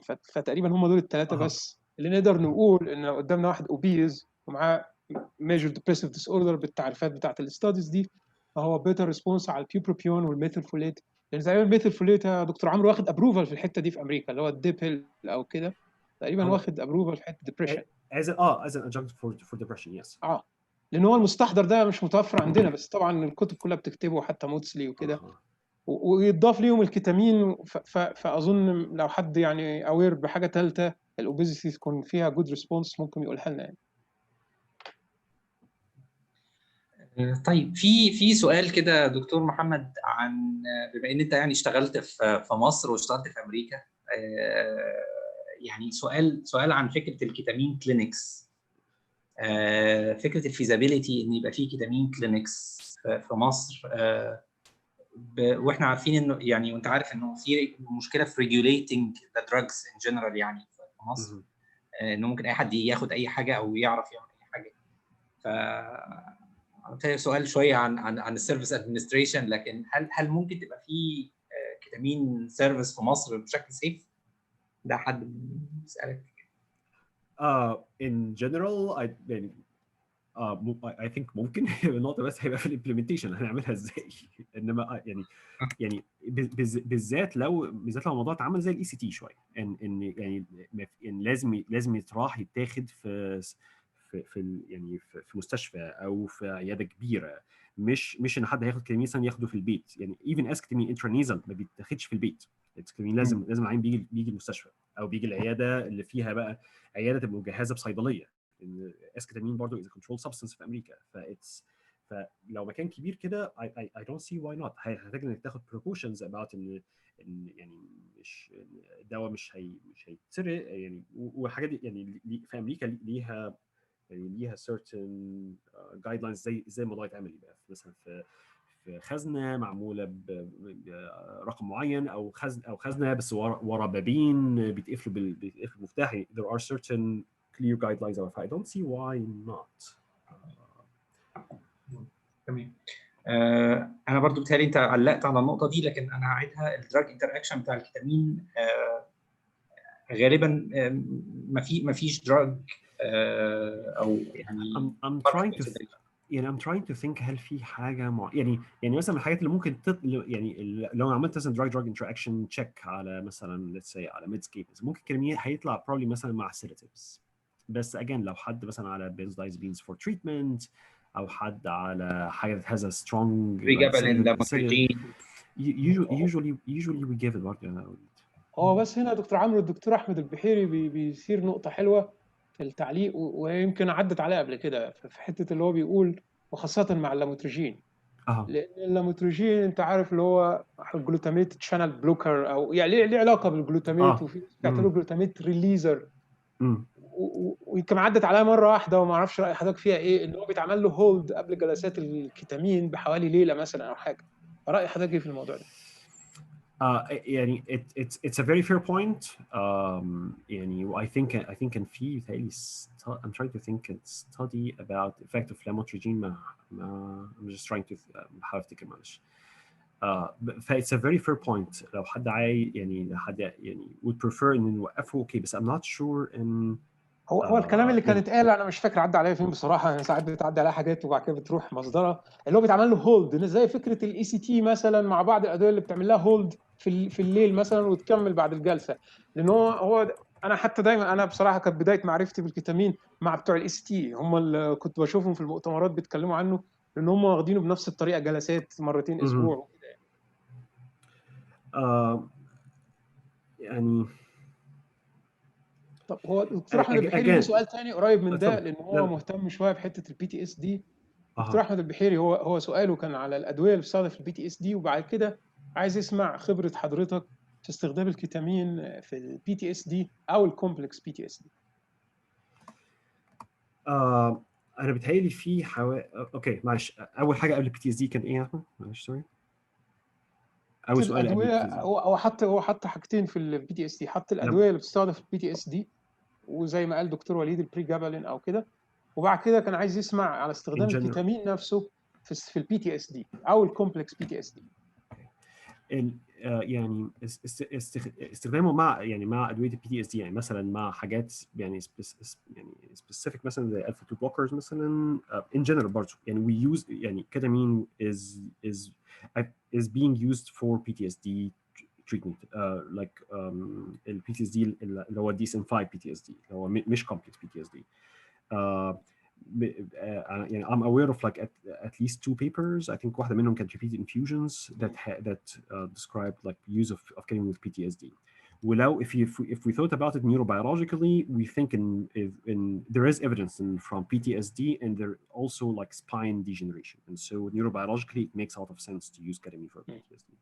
هو برضه عشان انا عندي اسئله كتير على في الاسئله جت على الكومبلكس بي تي اس دي، فلو حضرتك تحب طيب. تدي خلفيه عنه ولا؟ طيب هل نخليها في الاخر؟ تمام. انا بس انا حاطط عيني على الساعه، انا ما عنديش وقت. انا النهارده احنا ما اجازه. عندناش مشكله في الوقت يا دكتور النهارده اجازه في احنا انت النهارده. يعني منورنا. الله يكرمك، بس عشان خاطر الناس اللي هو يعني حد بس كان ناوي يحضر ساعه وناوي يمشي بعد كده، فكده قعدوا زياده. صحيح. فهنجاوب على كومبلكس بي اس دي. بخصوص بي تي اس دي ان جنرال مع كيتامين. I am aware of a large study that's like كنا يعني we are participating فيها في ال VA for veterans who have PTSD taking ketamine, receiving ketamine. There's a large study ongoing دلوقتي لسه شغال. معلش انا نكمل في اتفضل يا دكتور محمد، اتفضل. كل الاسئله خلصت. لا اوكي تمام ماشي. نيجي سريعا اسكتامين. لما انا بنقول كيتامين in general, ketamine is a mixture of R-ketamine and esketamine. لو حضراتكم خدتوا بالكم it's almost identical. الفرق هو ان البوند دهيت دي طالعه من الشاشه والبوند دي داخله جوه الشاشه. فده it's يعني it's this identical chemical structure، بس هي ال 3D configuration بتاعهم هو المختلف. و from a lot of like preclinical studies, and it seems an esketamine is 4 times more potent as an NMD receptor antagonist. وده من الحاجات اللي خلت جانسون يقولوا اوكي يعني if this is 4 times more potent, then we can even give it as a smaller amount. بدل ما ندي مثلا 0.5 milligram intravenous, we might be able to go by 0.25 او 0.2 زي ما شفنا في الستدي اللي قبل كده intravenously. وحاليا زي ما حضرتك كلكم تعرفوا esketamine او Spravato is now FDA approved as an adjunctive treatment for oral antidepressant medication. ده الجهاز حضراتكم probably شفتوه. العيان هو اللي بيادمنستر. العيان بيحط عامل زي الحقنه. العيان بيحط يعني two of his fingers هنا والثumb هنا, and then they put this part into one nostril وبي push and this delivers one dose, and then الاخضر ده يعني واحد منهم بيبقى بيتحول لابيض, فيبقى كده you delivered one dose, بعد كده you deliver the second dose in the other nostril. And the 2 doses is 28 milligrams. The current recommendations حاليا ان 28 is too low, بتدي 56 او 84, بتدي 2 من دول او 3 من دول. اسكتامين عمل عليه شغلانه كبيره قوي. سواء يعني a lot of people like thought and it's a great thing. Other people are a bit like not sure why did it happen, why do like هل هو فعلا كده is it safe ولا لا. فانا النقطه الادفانتج الاساسيه بتاعت ان احنا نتكلم على الايفيدنس بتاع اسكتامين ان احنا الاسكتامين ريسيرش بروجرام في حوالي 18,000 عيان. الانترافينوس كيتامين حوالي يعني بضعه مئات. فاحنا عندنا a huge much larger number. والاسكتامين اتعمل عليه study like safety study for لاكثر من سنه. this is a clear advantage in why should is ketamine safe or not. ketamine ما عليهوش this much studies, بس لو احنا قلنا ان the effective enantiomer بتاع الكيتامين is the S1, then we have more like up to a year of safety studies, so we feel more comfortable doing it. We feel more comfortable prescribing it. انا حد استعمل كيتامين كتير, استعمل الاسكتامين مش كتير يعني بقى مثلا حوالي مثلا يعني 9 اشهر مثلا بنستعمله. فانا ممكن ابقى يعني انا يعني مش not يعني انا ممكن ابقى I am impressed بالeffects بتاعت كيتامين واسكتامين. ف I was very happy and there are 2 prominent clinicians من UCL University College London summarize and criticize the evidence بتاع اسكتامين. وده دي البيبر بتاعتهم. فاللي انا يعني what I'm going to present is a reflection on their critical appraisal of the evidence. They presented their critical appraisal of the esketamine. I'm going to provide some thoughts on their appraisal. اللي اتعمل في esketamine كانوا 5 studies multi-centered, and و5 these were the ones submitted for the FDA approval. 3 منهم كان efficacy study، كل واحده منهم كانت لمده 4 اسابيع، بس واحده منهم بس كانت positive. ولكن فكده عندنا 2 studies were negative، بس one of the negative studies كانت a fixed dose study، ويعني اللي هو بتبدا بجرعه اللي هي 56 وما بتعليش، واكشلي seems ان معظم العيانين بيحتاجوا 84 مللي جرام، ف there might be this might be a reason why there was a negative study. انا هتكلم على البوست اللي هي السنجل افكتيف ستادي ديت. ده one of the figures منهم في الستادي. again الاكس اكسس هو التايم، واي اكسس هو change في المادر سكور. مادر هو Montgomery and Montgomery Asberg depression rating scale. دول number of patients who received esketamine plus antidepressant. By the way كل الاسكتامين ستاديز اتعملت بانك بتبدا new antidepressant. You have to. ما فيش حد اخذ كان ماشي على نفس التريتمنت بتاعهم اللي قبل كده. They have سواء they went into the esketamine او the placebo arm, they have to have started on an oral medication antidepressant. الeffects اللي هنشوفها، الاخضر is the esketamine plus antidepressant, الاورنج is the antidepressant plus placebo. There is improvement with placebo. There is a bit of a bigger improvement with esketamine. The magnitude of the difference is like 15.8 reduction, the 19.8. ففي 4-point difference in placebo. من الارتكل اللي هو كان في British Journal of Psychiatry كان هم قايلين in a reduction of 7 to 9 points on the MADRS has been found to correspond to a clinically noticeable, minimally improved change on the Clinical Global Impression Scale (CGI). A much improved requires a reduction of 16 to 17 points. فهم رأيهم in a 4-point difference اللي هو ال 15 ل 18 اللي هو دول just 4 points ما بين placebo والactive is not enough, like is they suggest a doubtful clinical relevance, which is a very fair point. ولكن my comment عليها in taking 7 to 9 points as the minimally improved clinical significance ده في individual patients. يعني ده has been taken from a study that evaluated individual patients مش means of مش averages of groups. Actually in averages of groups MADRS reduction of 1.6 to 1.9 points was found to be minimally clinically important difference. دي نقطة مهمة ما بين إن هل am I presenting the data analyzed based على individual subjects, individual patients، ولا واخدها averages ما بين groups. الاسكتامين كان average between groups، والaverage is 4-point difference. يعني في 4-point الجروب على البلاسيبو، الجروب اللي على الاسكتامين يتحسن 4 points more عن الجروب بتاع البلاسيبو.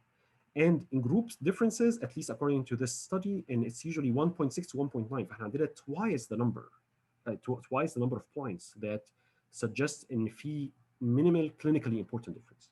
So this is just one thought about that.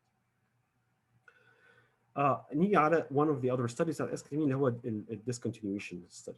في discontinuation study هم دول كانوا patients who are stable، يعني stable remission and stable response بعد 16 اسبوع من esketamine treatment.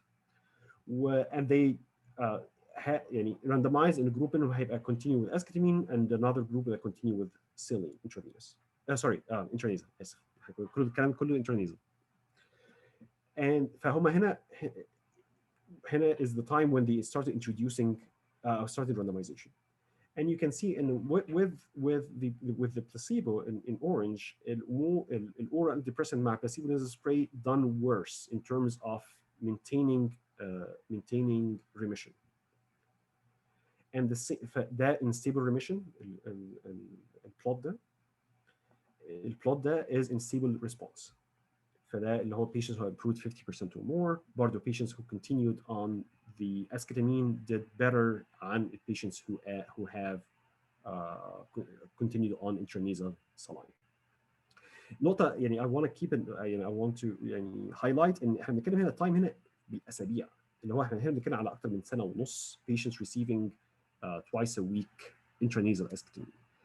يعني I might be wrong بس it's one يعني usually الستادي بتاعت ال FDA بتبقى أقصر من كده. يعني usually الحاجات بتاعت مثلا بعد SSRIs ال withdrawal effects الكلام ده كله بان post marketing. ف it's for me it's a reasonably good evidence in ketamine and esketamine over a prolonged period of time can be can protect patients who have responded or who have remitted from relapse again.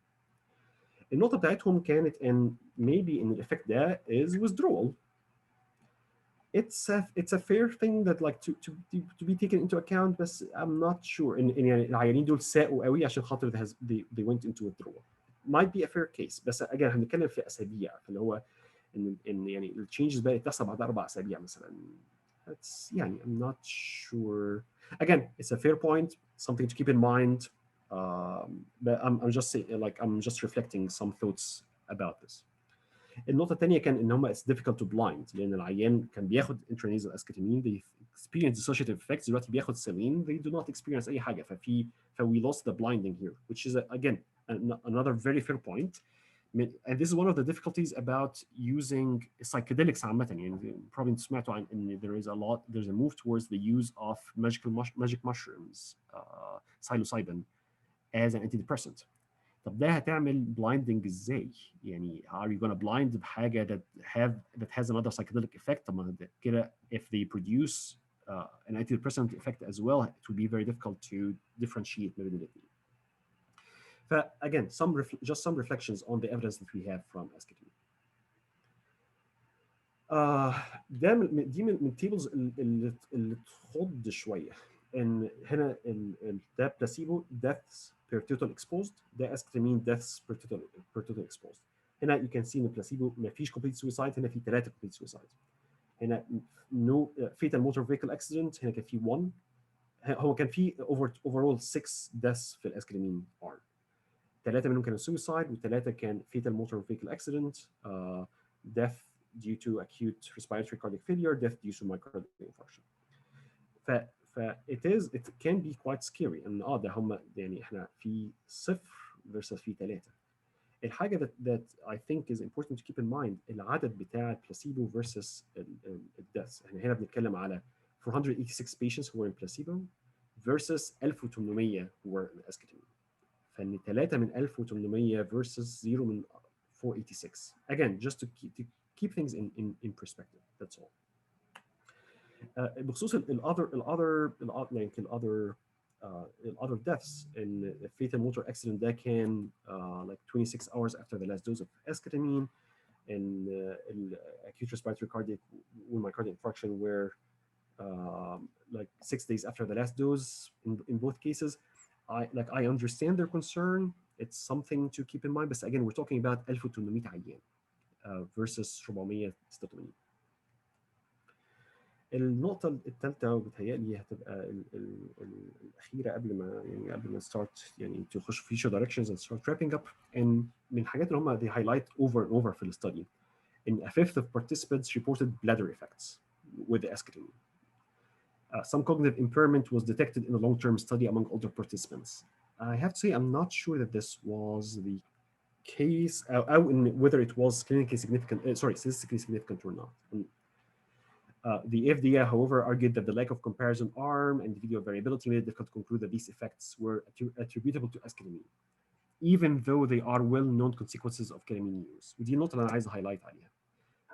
في البيبر وانا في رايي يعني I think it's a very good paper to read لان هي بتحط يعني بتوازن الامور شويه او ممكن توازن الامور شويه بس I think it's very يعني when I was reading it I was a bit concerned about some of these points.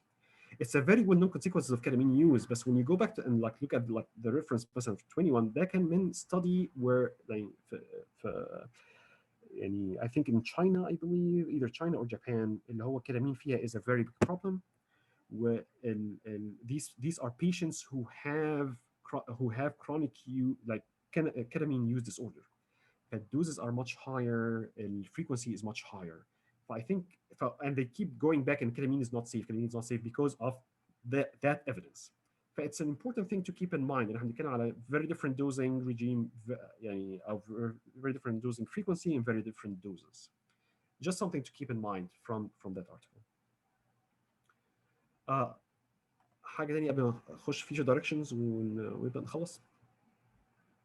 هو انا بس ليا تعليقين هنا. هو طبعا كويس اللي حضرتك ذكرت موضوع السويسايد، لان هو طبعا اول ما طلع الاسكيتامين انت عارف في ناس كتير هاجمته بالحته ديت، اللي كان على الارم بتاع الاسكيتامين كان فيه سويسايد والبلاسيبو ما فيهوش. فيعني واحنا طبعا مش غريب علينا فكره ان الانتي ديبريسنت يبقى اسوشيتد مع سويسايد وفيها كلام كتير. فكويس حضرتك وضحت لنا النقطه دي. النقطه الثانيه انا عايز اقولها موضوع البلادر دامج دوت برضك جاي من خبره الكيتامين في الكلاب از كلاب دراج وبارتي دراج مع المدمنين وكده. فزي ما انت قلت هتبقى مساله اللي هو فريكونسي زياده، دوز زياده، لكن هل دي مش ما شفتهاش كلينيكال وايز في الكلينيكال بوبيوليشن موضوع البلادر دامج او irreversible bladder damage او كده؟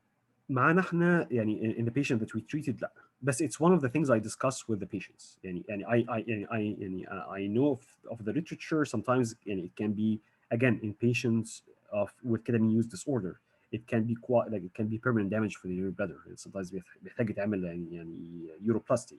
It's a big deal. But again, it doses is different, and like from the preclinical literature, it seems that the mechanism, زي ما قلت قبل كده, it seems that ketamine is, when it's being excreted in the urine, is toxic to the urothelium. bladder نفسها.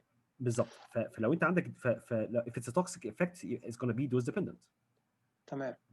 طب سؤال تاني يا دكتور محمد برضك استغلك في الحته دي. هو انت كويس طبعا عرضت لنا الارتكل بتاعت هوروفيتس اللي طبعا هي رجعت الابروفال بتاع الاسكتامين كويس جدا، وكان طبعا في اعتراضات كتير عليها. بس كان واحد من الاعتراضات اللي كان السنه اللي فاتت طلعت في البريتش اسوسيشن اوف سايكوفارماكولوجي، كانت مطلعه السنه اللي فاتت الجايد لاينز بتاعتها في المود ديس اوردر سواء الباي بولر او الميجر ديبريشن، وكان اعتراضها الاساسي على الدراسات بتاعه الكيتامين او اسكيتامين اللي انت ما تقدرش تعمل بلايندنج بوضوح، لان طبعا السايكوتوميميتيك افكت او النوع من الدراوزنس او كده بالظبط زي القصه اللي بتتقال في الاي سي تي، اللي انت ما بتقدرش تعمل شام اي سي تي بسهوله لان هو في الاخر في سيجر وفي حاجات بتحصل.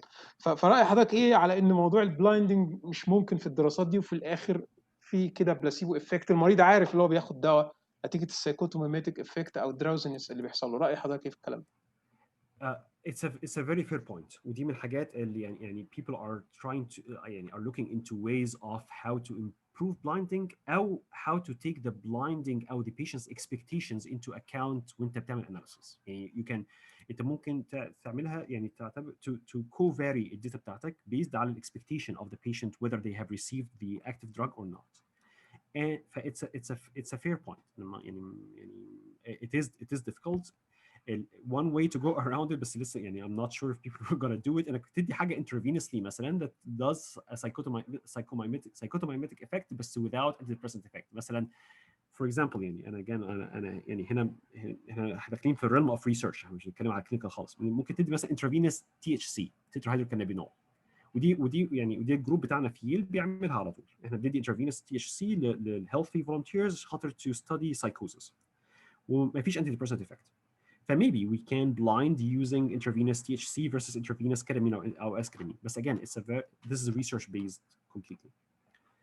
تمام يا دكتور محمد، انا شاكر ليك. هو بس انا بقول للشباب اللي رافعين ايديهم، معانا مجموعه كبيره رافعين ايديهم، احنا هنفتح النقاش بس في الاخر، فخلينا دلوقتي في الاسئله، وان شاء الله اللي عايز يشارك بصوته يحط بس علامه الكف ديت، واحنا باذن الله هنفتح المايك ليهم باذن الله. اتفضل يا دكتور محمد.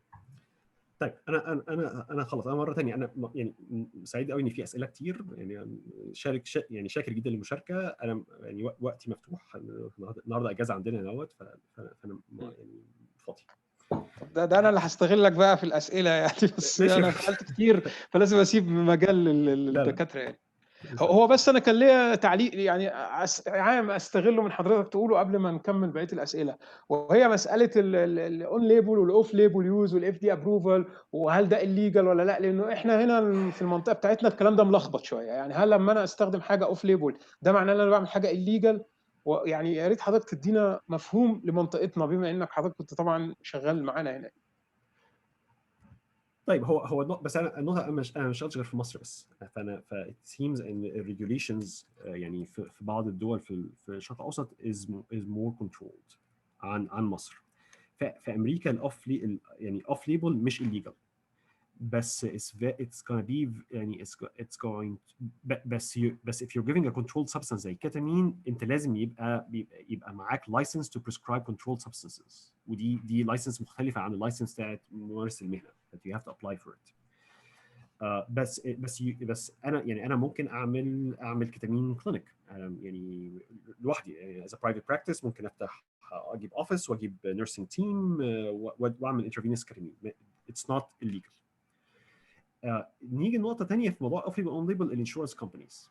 الانشورنس في امريكا is a huge deal. ما اعرفش عامل ازاي يعني بره مصر، بس بمعنى ان العيان هيدفع مبلغ كبير جدا unless ان الانشورنس هيغطي جزء من التكاليف او التكاليف كلها. ولغايه دلوقتي it has been quite difficult to get approval من الانشورنس to pay للانترفينوس. يقول لك لا ده مش FDA approval، ده مش FDA approved. طب والاسكتامين، لا اسكتامين انا ممكن ادي لك يعني I can pay for you for the esketamine عشان خاطر واخد FDA approval. على الرغم من نقطه يعني برضه keep in mind فرق السعر كبير جدا. الكيتامين الفايل الكيتامين اللي هو فيه 500 مللي جرام باودرد، فانت بتدي عاده بندي مثلا ايه ليتس سي مثلا لو عيان مثلا وزنه 70 100 كيلو هتدي مثلا 0.3 ل 0.5 مللي جرام، سوري 30 ل 50 مللي جرام. بمعنى ان الفايل اللي هو 500 ده ممكن يكفي 10 جرعات. الفايل ده بحوالي $20 في امريكا. يعني الجرعه هتقف بحوالي يعني سوري الفايل يعني الجرعه هتقف بحوالي مع $10 مثلا. جرعه الاسكتامين الجرعه اللي هي ال 56 مللي جرامز بحوالي $600 او 650. ال 86 بحوالي $900. فانت بتتكلم على $900 versus $10 بير دوز، وانت كده مش واخد خالص you're not taking into account وقت الطبيب which is very expensive، وقت النيرس which is very expensive، انك مأجر اوضه which is very expensive. فارام الاثنين more or less are the same in terms of setting wise. بس الانشورنس كومباني تقول لك لا انا اخد بالاف دي ابروفد، فارام ان هو سعره اعلى انا هدفع سعر اعلى. اوكي، فهي I think it's gonna be هيبقى في differences في different countries and how systems بتبقى implemented. تمام. Can you go on دكتور محمد؟ Sure. future direction. الفيوتشر دايركشن في سؤال هنا بس من الدكتور احمد البحيري بيسال على اوبزرفيشن علاقه الكيتامين مع المانيك سيمتومز او ابيسودز، هل هي بتزيد او بتقل زي ساعات ما بيحصل مع الاي سي تي اللي ممكن يحصل ايمرجنت مانيا او كده؟ يعني احنا عندنا ان جنرال عدد الحالات اللي هم كانوا باي بولر and treated ما كانش كبير قوي، بس in these patients لا we did not see that. and I am aware of at least one study that used ketamine in bipolar and I don't if I recall correctly ما كانش فيه الموضوع ده.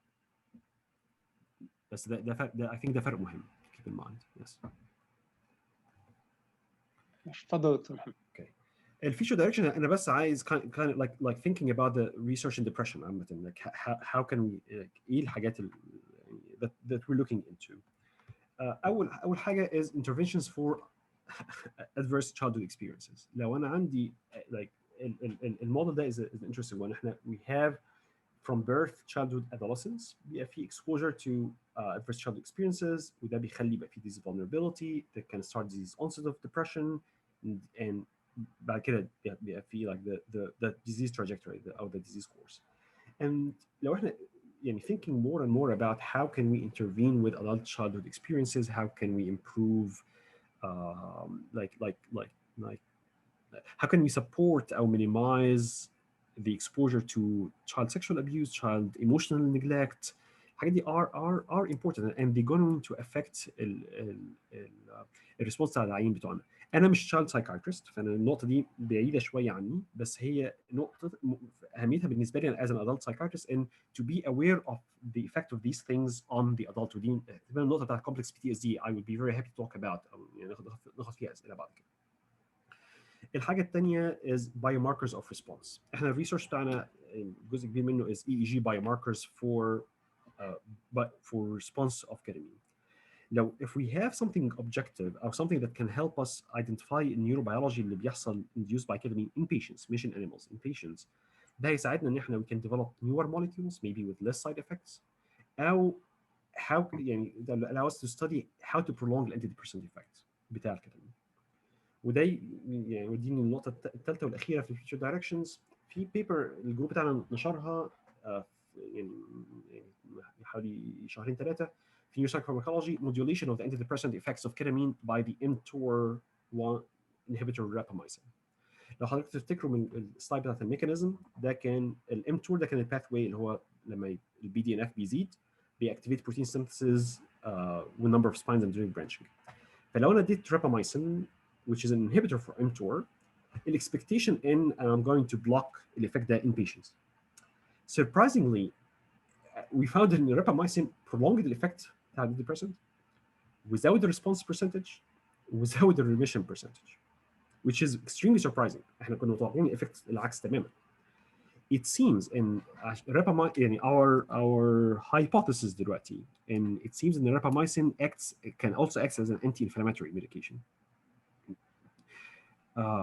And so it's actually it is an immunomodulator. It might protect the newly formed spines from being attacked by the immune system. ده بيرجعنا شويه للستوري بتاعت depression والاlement of يعني immune mediated changes in the brain in depression. فmaybe بس this give us hope and we might be able to prolong the effect بتاع الكتامين. We might be able to increase the percentage of response, percentage of remission with different pharmacological interventions. So that's another direction that I think is quite interesting. Again, أنا بخلص هرجع تاني للتيك هوم مسج بتاعتي, and I think ketamine open new opportunities in psychopathological understanding. And the rapid antidepressant effect is possible. احنا مش محكومين احنا لازم نستنى كذا اسبوع عشان العيان يتحسن. And depression might be a pathology of information processing, which opens a lot of research بالذات into the use of EEG and like signal processing of the EEG in the different regions of the brain talking to each other. وانا هنهي بالاكنولجمنتس بتاعتي. انا I did not present غير اخر بيبر خالص اللي اتناقش عليه في I did not present الشغل بتاعي. However انا يعني اللي انا بعمله دلوقتي all of this would not have been possible without like a large team of people. فانا بس I'm going to go over them quickly. First of all, I want to thank our patients and their families. من غير ان patients بتوعنا يقولوا لنا okay we can go ahead and like enroll in this study, none of this would have. بعد كده بقى taking like more of a chronological approach شويه. like انا عملت النيابه بتاعتي في مصر, فيعني انا يعني I feel quite indebted للناس اللي عملوني في مصر. I've been Jerry Sanacora has been one of my mentors over the past 3-4 years, and like a lot of the insights and a lot of like the thinking process is his thoughts, is our discussion together. John Crystal, chair of psychiatry at Yale, has been supporting my time research work-wise, and he's one of like هو Jerry are like one of the top ketamine experts in the world. زي ما قلت لحضرتك الشغل بتاعنا في a lot of EEG بيحصل within treatment studies زي مع ketamine, and we use what we call computer mechanistic modeling to understand ايه اللي بيحصل at a microcircuit level in the brain, اللي بيحصل في particular neuron populations, اللي بيحصل في connections. والشغل ده محتاج a big team في كل area من دول. I want to thank Synergy Group أو Schizophrenia Neuropharmacology Research Group at Yale. دول الناس اللي أنا شغال معاهم دلوقتي, دول الناس supporting a big part of my salary عشان أعمل الريسيرش اللي بعمله. Computer modeling has been through multiple labs, multiple universities. Neurosimulation lab في SUNY Downstate اللي عملت في البي اتش بتاعتي, built in البي اتش advisor بتاعي. For Brown University, they have a computer model of the neocortex, again trying to understand ايه اللي بيحصل مع ketamine, again at the microcircuit level. Modeling lab, Sense Lab for Yale is one of the founding fathers of the new modern neuroscience field is Gordon Shepard. They have been quite a huge support. وكل كده مش كانش هيحصل without يعني the different funding programs اللي تديني فلوس عشان خاطر اكمل اعمل ريسيرش, مش عشان خاطر اشوف patients. فال VA they had a career award that I got. I'm very thankful for them. Research fellowship اللي كنت عملتها معاهم, and the Lead in Patterson Trust Mentor Research Award that's paying a big part of my salary to continue doing my research. شاكر ليكم كلكم على وقتكم وعلى اسئله. I'm around. I'm very excited to answer questions. Complex PTSD is one of the clinically يعني important يعني important areas بالنسبه لي. وشاكر جدا. دكتور محمد عمرو شريف، انا مش عارف اشكرك ازاي طبعا ان انت بتقدم لنا الخبره الجامده دي. وبالمناسبه زي ما قلت لكم يا شباب، يعني ساناكورا ده هو الفيرست اوثر بتاع الاي بي اي ستيتمنت كونسنسس ستيتمنت اللي طلعت من 3 سنين، وده يمكن اهم واحد هتلاقوه في كل البيبرز بتاعت الكيتامين. فيعني احنا لينا الشرف يا دكتور محمد اللي انت تكون واحد شغال معاه وبتنقل لنا الخبره دي مباشره، يعني ربنا يكرمك ويجزيك خير. في عندنا ناس رافعه ايديها، فهنبتدي ناخدهم يا دكتور محمد بعد اذنك ولا ازاي؟ اللي هو هيتكلم يعني. في اول واحد الدكتور نزار امين، اتفضل يا دكتور.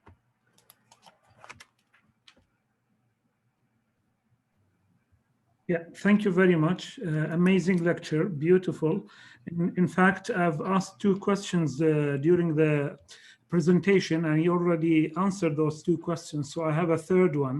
Sure. And the third question is, you've talked about one of the, let's say, exclusion patients that you don't give ketamine are those with substance use disorders. Well, that's a very broad term. Now, if you have a patient who's using or abusing benzodiazepines or Z-drugs or alprazolam, would you still say that I'm not going to give you ketamine? Thank you very much. Thanks a lot. And like حضرتك عندك حق. Yes, you're right. It's substance use disorder is a huge umbrella. We like the usually we would not give it to somebody who have an active substance use disorder. If somebody has a history, let's say a few years ago, or maybe like 2 years ago, of like abusing something, I can give it. But if somebody's currently actively like using having a benzodiazepine use disorder, as in like they go out of their way to get the drug, they get it off the street in addition to getting it from you.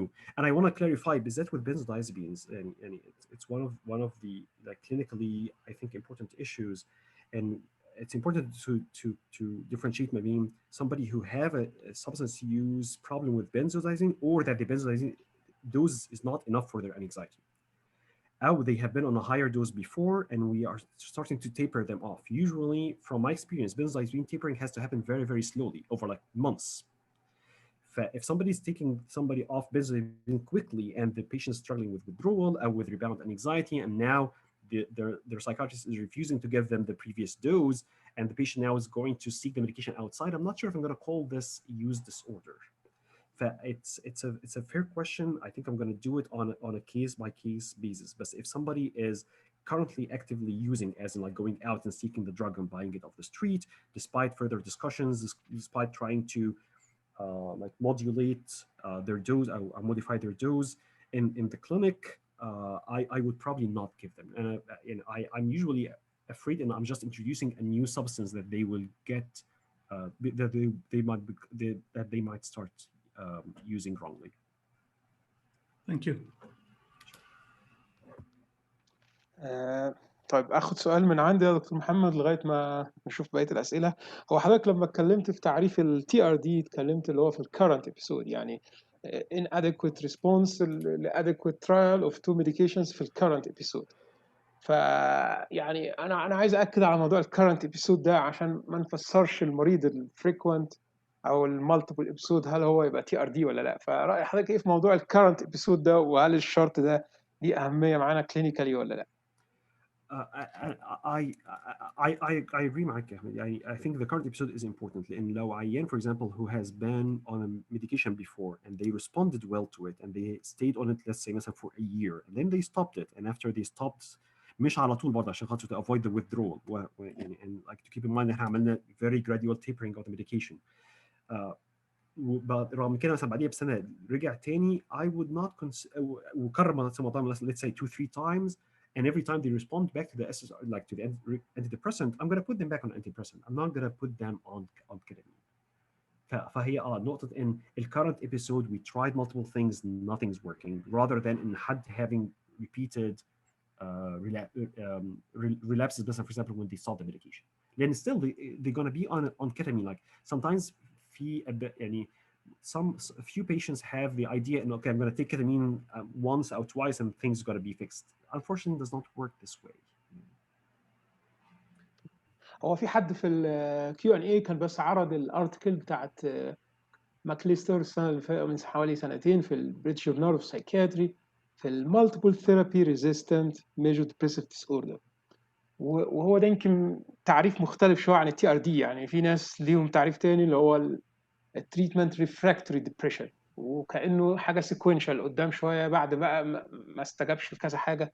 فما اظنش يعني ان دي حاجه كونسنسس او كده، لان على حد قراءاتي يعني للمالتيبل ثيرابي ريزيستنت ميجور ديبريسيف ديس اوردر هو حاجه مختلفه شويه او حاجه ادفانسد شويه عن التي ار دي. فمش عارف راي حضرتك يا دكتور محمد في الكلام. هل المقصود ان احنا يعني we tried ECT يعني we tried other modalities other than pharmacology؟ هل بالظبط كده، هم الناس اللي حطوا التعريف بتاع التريتمنت ريفراكتوري ديبريشن اللي هو الدرجه الاعلى، يعني حاطين 5 شروط كده لدرجه اللي هو عدى على السايكوثيرابي، وطبعا يكون عدى على كورس كامل من الاي اس تي 8 ل 12 جلسه. يعني حاطين شروط اصعب كتير من التي ار دي، بيعتبروا ساعتها ده تريتمنت ريفراكتوري ديبريشن، كانهم بيحاولوا يقلدوا الستيجنج بتاع الانكولوجي، زي ما في حاجه مثلا تيرمينال او حاجه فاينل ان اوبرابل. فهم بقى عايزين يوصلوا لفي حاجه اسمها فاينل ديبريشن اللي هو مش بيستجيب لاي حاجه. فهي بصراحه دي صعوبه، لان انا شخصيا يعني كلسه براكتس في المنطقه دي، لما دي تتحط في ابروفال زي الاف دي ابروفال وبعد كده تيجي عندنا دي هتبقى مشكله، لان هو يعني التعريف هنا مش هيبقى واضح. يعني هنا الناس مثلا اللي بتمشي على الدي اس ام او الاي سي دي مش هيبقى التعريف عندهم واضح ايه هو التي ار دي. يعني ده انا تخوفي من الموضوع ده طبعا، ويعني مش عارف تشاركني في الموضوع ده ولا. يعني انا متفق يا احمد. واي ثينك ان يعني حاجه انا خاف الموضوع يتفتح وكل واحد هيقول المريض ده تي ار دي ويروح مديله اسكيتامين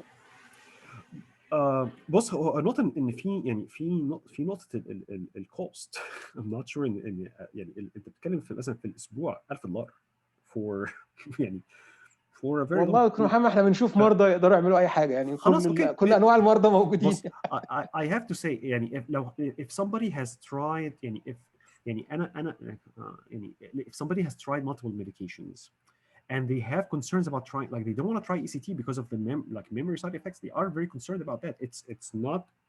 It's not very common, but it happens. And like صحيح. يعني who am I to say وهو am I to say that لا خلاص لا الميموري بتاعتك مش مهمه، لا خد ECT. لا يعني it's quite difficult. فعشان كده يعني بالنسبه لي treatment refractory يعني it might not be very like I think we need to define كل مرة بنتكلم عليها ازاي. When I talk about treatment refractory usually اللي بيبقى في بالي ده clinically مش research work wise ان حد جرب كذا حاجة من كذا حاجة دول كذا دواء كذا كلاس usually او نفس الابيسود. And sometimes this happens and sometimes تلاقي الابيسود طويل قوي، تلاقي الابيسود مثلا for the past like couple of years. يعني تلاقي حد صحيح has been going in depression for like يعني مش مثلا 3 اشهر مثلا وخلاص. صحيح. لا if this is the case انا بالنسبه لي as a clinician treatment refractory depression versus treatment resistant doesn't يعني it's مش I want to say equivalent.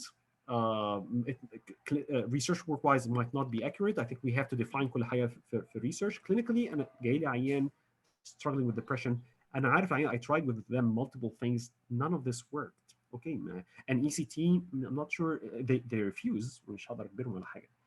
TMS takes a longer time. There's a lot of thought about like combining TMS مع ECT مع ketamine. Maybe that might work. There's a lot of research in that area as well. تمام.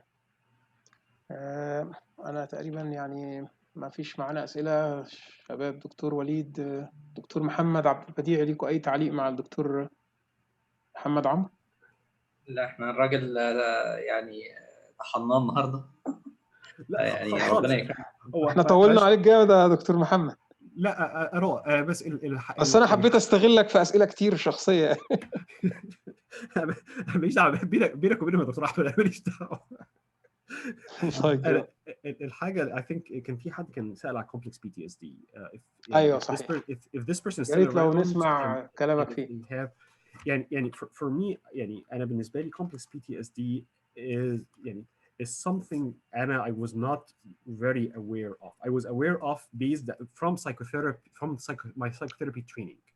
ان complex PTSD من الحاجات هم اللي الكبيره بدأوه قوي. السايكو دايناميك وبيفتخروا اللي هم اللي دخلوه يعني for sure and they have يعني في رأيي they have to be quite يعني they have to be quite proud of it لأن يعني فعلا دخلوه الاي سي دي، يعني نزل في الاي سي دي 11. بس I have to say دخل بعديها يعني هو بدأ يعني it was the book in 92 اللي هو trauma and recovery، وبعد فاحنا بنتكلم على بس بعديها ب 20 سنه او حاجه 20 سنه. صحيح خد كتير. وهو نزل الاول في البي دي ام 2 في 2017 وبعد كده الاي سي دي 11 خدوه. بس طبعا السايكو دايناميك عموما في كل العالم بيدعوا اللي هم اللي اكتشفوه وهم اللي يعني اصحاب الفضل في وصفه. which is fair. يعني I don't want to disagree with them. But I think and it is quite relevant as clinicians. And للأسف يعني أنا من الناس I did not pay as much attention to childhood experiences لأني ما كنتش أعرف أسأل عليها إزاي. ما كنتش أعرف اوكي ده هيفرق لي في إيه؟ دي حاجة حصلت let's say من 50 سنة أو من 20 سنة أو هيفرق في إيه دلوقتي؟ بس actually neurobiologically speaking ال procedural memory يعني the memory of مش بس motor behavior of mental behavior develops at a very early age even قبل episodic memory. ف sometimes patient بيجي لك لا انا حياتي كانت كويسه قوي وانا ناجح جدا ولا اهلي كانوا كويسين قوي بس I have a constant feeling and I'm not worth it. I have a very like running commentary جوه دماغي مش voices بس like running thoughts in my mind or in my head that I am not worth it. I am في حاجه جوايا يعني I am يعني innately defective ان انا I'm full of shame لان انا ما اسويش حاجه. All of this for me despite بقى وتقعد معاهم بقى in therapy like for sometimes يعني like for years بتلاقي ان you're not sure where this is coming from. It's not يعني it's not clear depression يعني they are able to push themselves شوية they are يعني but still sometimes they don't find joy. And complex PTSD يعني this is a relevant answer about and because of the patterns that you were exposed to growing up. هل ممكن نقول عليه دكتور محمد هو حاجه enduring في البرسوناليتي لان هو لما تقرا المفهوم بتاعه هو مختلف يعني شكلا وتفصيلا عن البي تي اس دي العادي؟ انا ما اعرفش هم ليه ما حاولوش يختاروا اسم تاني لان هو الاسم بيلخبط. هم بيوصفوا زي حاجه enduring طالعه مع البرسوناليتي during childhood نتيجه extended او prolonged abuse او مثلا neglect وبالتالي غير البرسوناليتي الخط بتاعها. فهل الوصف ده هيكون بالظبط؟ وعشان يعني يعني معلش عندي شرقه بس. السلام عليكم اتفضل. يعني ده يعني this is the case I'm trying just ان اطلع اهو يعني هم there is quite an overlap مع البي تي اس دي العادي re-experiencing avoidance resistance of current threat بس في حاجات تانية that can overlap strongly ولو انا مش واخد بالي ان this is the case انا هبدا اقول ان العيان ده is treatment resistant depression. يعني I think ده اللي كنت عايز اوضحه ان ممكن عيان يبقى جاي persistent like lack of joy in their life وجربت كذا دواء nothing's improving. فمهم ابقى عارف انا وانا ببدا الدواء انا which symptoms I'm targeting ودي من الحاجات اللي I keep track in my notes. انا I'm starting this medication targeting the following symptoms 1 2 3 and I keep in mind and some of this might be complex PTSD. Versus ان مثلا like emotional flashback is a حاجه concept اتكلمت عليه ان حد جاي لك ب very intense feeling of helplessness of like unable to enjoy things and this is only because of something has triggered them in the past.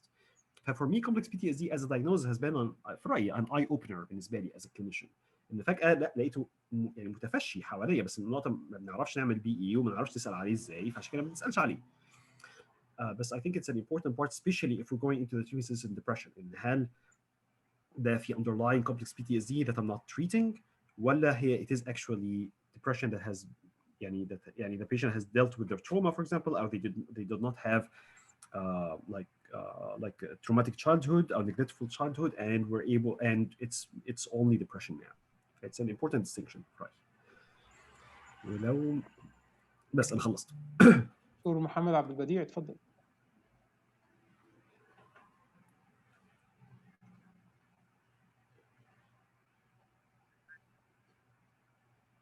دكتور محمد انا مش سامع علي حضرتك. صوتك شويه يا دكتور محمد.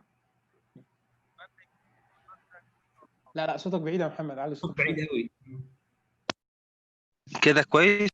كده تمام، اتفضل. كده تمام. شكرا جزيلا على المحاضرة، وأتمنى إن شاء الله يكون في محاضرات تانية. دكتور محمد، سؤالي في وجهة نظرك يعني مين سوبيريور في الإفكسي، الاي سي تي ولا الكيتامين ثيرابي ولا الاسكيتامين؟ يعني يا ريت تعمل لنا مقارنة ما بين الثلاثة في الافيكاسي، واذا كان شفت مرضى يعني يقول لك بعد الاي سي تي، او مرضى بعد الكيتامين ثيرابي راحوا عملوا اي سي تي، ايه النتائج اللي حصلت؟ ده يعني ده هيبقى from my personal experience. احنا عاده العيانين اللي بيجوا لنا في الكيتامين كلينيك بيبقوا already they have tried ECT many of them، وممكن يبقى اشتغل فتره يعني and they might have tried it again وما تحسنش المره الثانيه، او they tried it once and there was severe side effects فعشان كده مش قادرين نعمل. It's difficult for me to say انهي احسن، بس يعني انا شفت patients who tried ECT did not succeed and then ketamine was helpful. العكس لسه ما شفتوش، and maybe it's just because ان ketamine لسه جديد، يعني ما فيش عيان كتير قوي have tried ketamine. For the ketamine versus esketamine, it seems until now, as far as I know, efficacy is comparable. ما فيش واحد احسن من الثاني. I think في study recently من مثلا 3 اشهر مثلا طلعت I think كانت من البرازيل بتهيألي they were comparing intravenous esketamine to intravenous ketamine and it does not seem يعني في واحده كمان متسجله في الكلينيكال ترايلز دوت جوف لسه ما طلعتش، واظن دي لما تطلع هيبقى فيها كلام كبير يعني. again we will find out. هو في واحده ongoing لسه. يعني تهيألي يعني لو هيطلع حاجه okay we might know and maybe ketamine is doing something at the percent effect through a different mechanism. and there وفي كامب يعني في كامب مش صغير يعني suggesting ketamine that is helpful حتى الانيمال بص الانيمال مودلز، بس ما فيش clinical data suggesting it. فدي النقطه ان it might be helpful في الانيمالز. we're not sure if it's going to be helpful with the patients. طب انا القط السؤال من دكتور محمد عبد البديع، يعني كيتامين اي سي تي، استخدام الكيتامين جوه الاي سي تي كهو يبقى الانستيك، لان انت عارف دي كان فيها كلام كتير، وفي ناس قالوا ده يبقى احسن انستيك جوه الاي سي تي، ناس قالوا لا. راي حضرتك ايه كاستخدامه جوه الاي سي تي؟ I think there was I'm aware of one study at least that was published and the results were negative. صحيح. neurobiologically speaking يعني خليني معلش واغلب الناس في الايسن، انا كان بدايه طبعا سماعي على الكيتامين في الايسن اللي هم الجمعيه بتاعه النيورو ستيميليشن، اكيد عارفها هناك، وكانوا بيتقابلوا كل سنه. اغلبهم فعلا شايفين الكيتامين جوه الاس تي مش بيقدم حاجه زياده، بل كان بيأخر الريكفري من السيجر والكلام ده. يعني والسبب احتمال يكون neurobiologically speaking يعني from the preclinical data ان مع انت محتاج انك to block عشان الانتي بريسنت افكت، محتاج to block ND receptors على interneurons بس عشان خاطر تزود الجلوتاميت. if you block ND receptors في كل حته this might not happen، يعني مش هيبقى في perceptual activation، يبقى لان ال post synaptic neurons are inhibited. انت blocking ND receptors بتاعتها as well. From the preclinical literature it seems in في inverted U-shaped relationship مع أو sorry a dose effect relationship with ketamine. In the sub-anesthetic dose affects mainly NMDA receptors on the interneurons، ولما بتزود الدوز بيقفل كله. This might explain why that result was negative. The current hypothesis or understanding mechanistically in its interneurons which happens with sub-anesthetic dose. لو اديت anesthetic dose بتقفل كل حاجه عشان كده العيان بينام. this might not be the case. يعني احتمال ما يساعدش مع الاي سي تي. تمام. طيب احنا لا بس نرد على الاسئله. هو بس الدكتور نزار بيسال في الاسئله عشان ارد عليه، عايز تسجيل لكل الحلقات اللي فاتت. كل الحلقات اللي فاتت مسجله على القناه بتاعتنا على اليوتيوب. القناه اسمها سايكوما توكس، انا هكتب لكم اسمها في الشات. كل الحلقات ده اللقاء رقم 10 التسعه اللي فاتوا متسجلين على قناه سايكوما توكس، تقدروا تشوفوها. واللقاء ده متسجل. اللي احنا واخدين وعد من الدكتور عمرو شريف ان هو يعني يعمل زي اكستنشن للويبينار ده لو حد عنده بقى اسئله كلينيكال، ويبقى اللقاء يبقى مفتوح للاسئله كلينيكال، والناس تجيب مثلا حالاتها او تجيب خبراتها مع الكيتامين حاضر يا دكتور، بس انا ما اقدرش احط اللينك دلوقتي، وحد بيسأل على لينك القناه هحاول اجيبه لحضرتك. فاحنا ان شاء الله واخدين وعد من الدكتور محمد ان هو باذن الله، دكتور محمد عمرو شريف، احنا متعودين نقول له دكتور عمرو، ان هو باذن الله يحضر معانا مره ثانيه، بس يكون لقاء مفتوح واسئله كلينيكال عن الكتامين. بس هنا في سؤال يا دكتور محمد، عشان هيبتدي ناس في المنطقه هنا يروجوا للاسكتامين، هل هو فعلا في فرق في السيفتي ما بين الطريقه بتاعت الانترانيزل وما بين الطريقه الاي في، او عشان يتقال يعني ان في حاجه زياده للاسكتامين؟ يعني انت راي حضرتك ايه في السيفتي، الفرق بينهم يعني؟ هو سيفتي تبقى السيفتي بتاعت حاجه انترافينوس versus حاجه انترانيزل. الانترافينوس يعني one thing to think about. الانترافينوس لو عيان blood pressure بتاعه عالي مع الكتامين، بالذات لو اول مره خاصه انت مش عارف how they're going to respond، ممكن بتقفل الانترافينوس infusion. مع الانترانيزل خلاص the dose has been delivered, you have nothing to يعني there is nothing that you can stop right now. غير كده I am like it's working through the same mechanism. It's a lower dose لأن it's a higher affinity. أنا يعني again all the evidence safety wise جاي from esketamine data عشان برضه النقطة واضحة. يعني إنك تبقى عندك من الكتامين ولا بالاسكتامين؟ من الاسكتامين. تمام. الاسكتامين لأنك عندك 1800 عيان اتبعوا أكتر من سنة، يعني with like تبعوا بطريقة كنترولد طبعا. والمده ان هم بياخدوا دوز كل اسبوعين. this is like that's a lot. يعني دي ده عدد دوز كبير. فلو في اي concerns about esketamine I think they have been at least يعني unless بقى ان حد مثلا اوكي طب اللي هيحصل بعد 5 سنين محدش عارف بالظبط، بس يعني ولا في اي دواء يعني كل الادويه بتدرس اقل من سنه بالظبط. يعني انا رايي esketamine يدرس even اطول. and it's يعني maybe عشان خاطر it was a new mechanism, maybe عشان خاطر FDA approval كان اصعب.